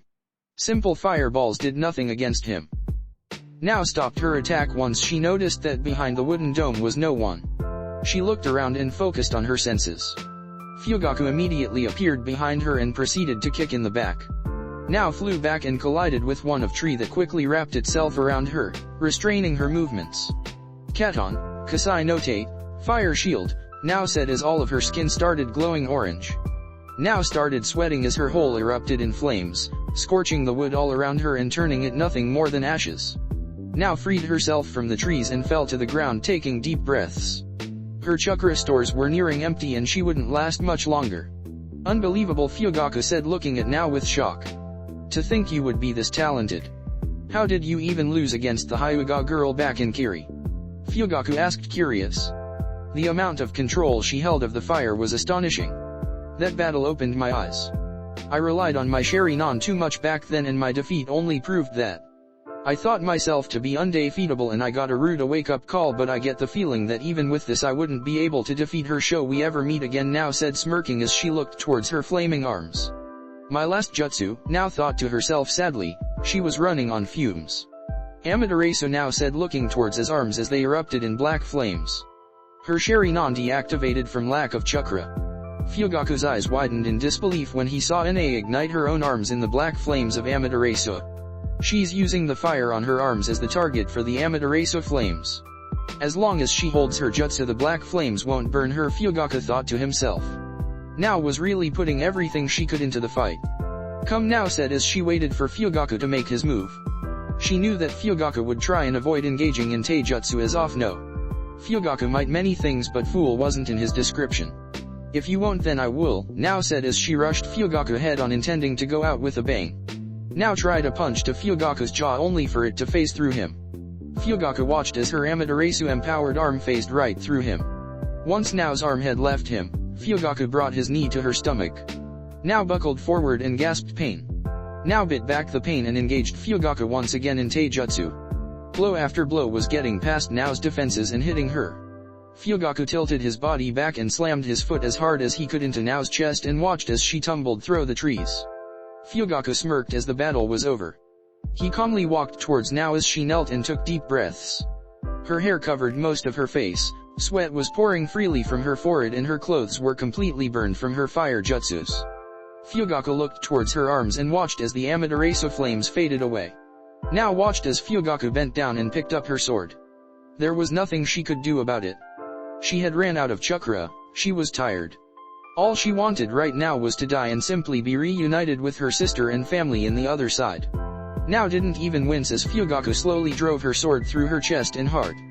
Fugaku rose up and brought Now with him as she stood pierced in the sword like some piece of meat in a wooden stick. Fugaku was completely affronted with her. Even in defeat and death, Now was smiling. "I hope you keep that smile of yours when you met the rest of your family," Fugaku said and simply flexed the blade, letting Nao's body fall to the water. Fugaku didn't waste more time and simply swirled away. He had a Sharingan to replace. Nao was slowly drifting away in the water. She was floating and looking at the beautiful blue sky. She was barely alive at this point, but she couldn't help but get a strange feeling that suddenly overcame her. She wanted nothing more than to be reunite with her family, but somehow, she felt that it wasn't her time go yet. Izanaga now thought to herself, using the remains of her chakra and the last of her eye. The wound on her chest healed and her eyes closed from chakra exhaustion. She slowly drifted away, carried away by the current. She didn't know if she would have survived, but she felt she had to try.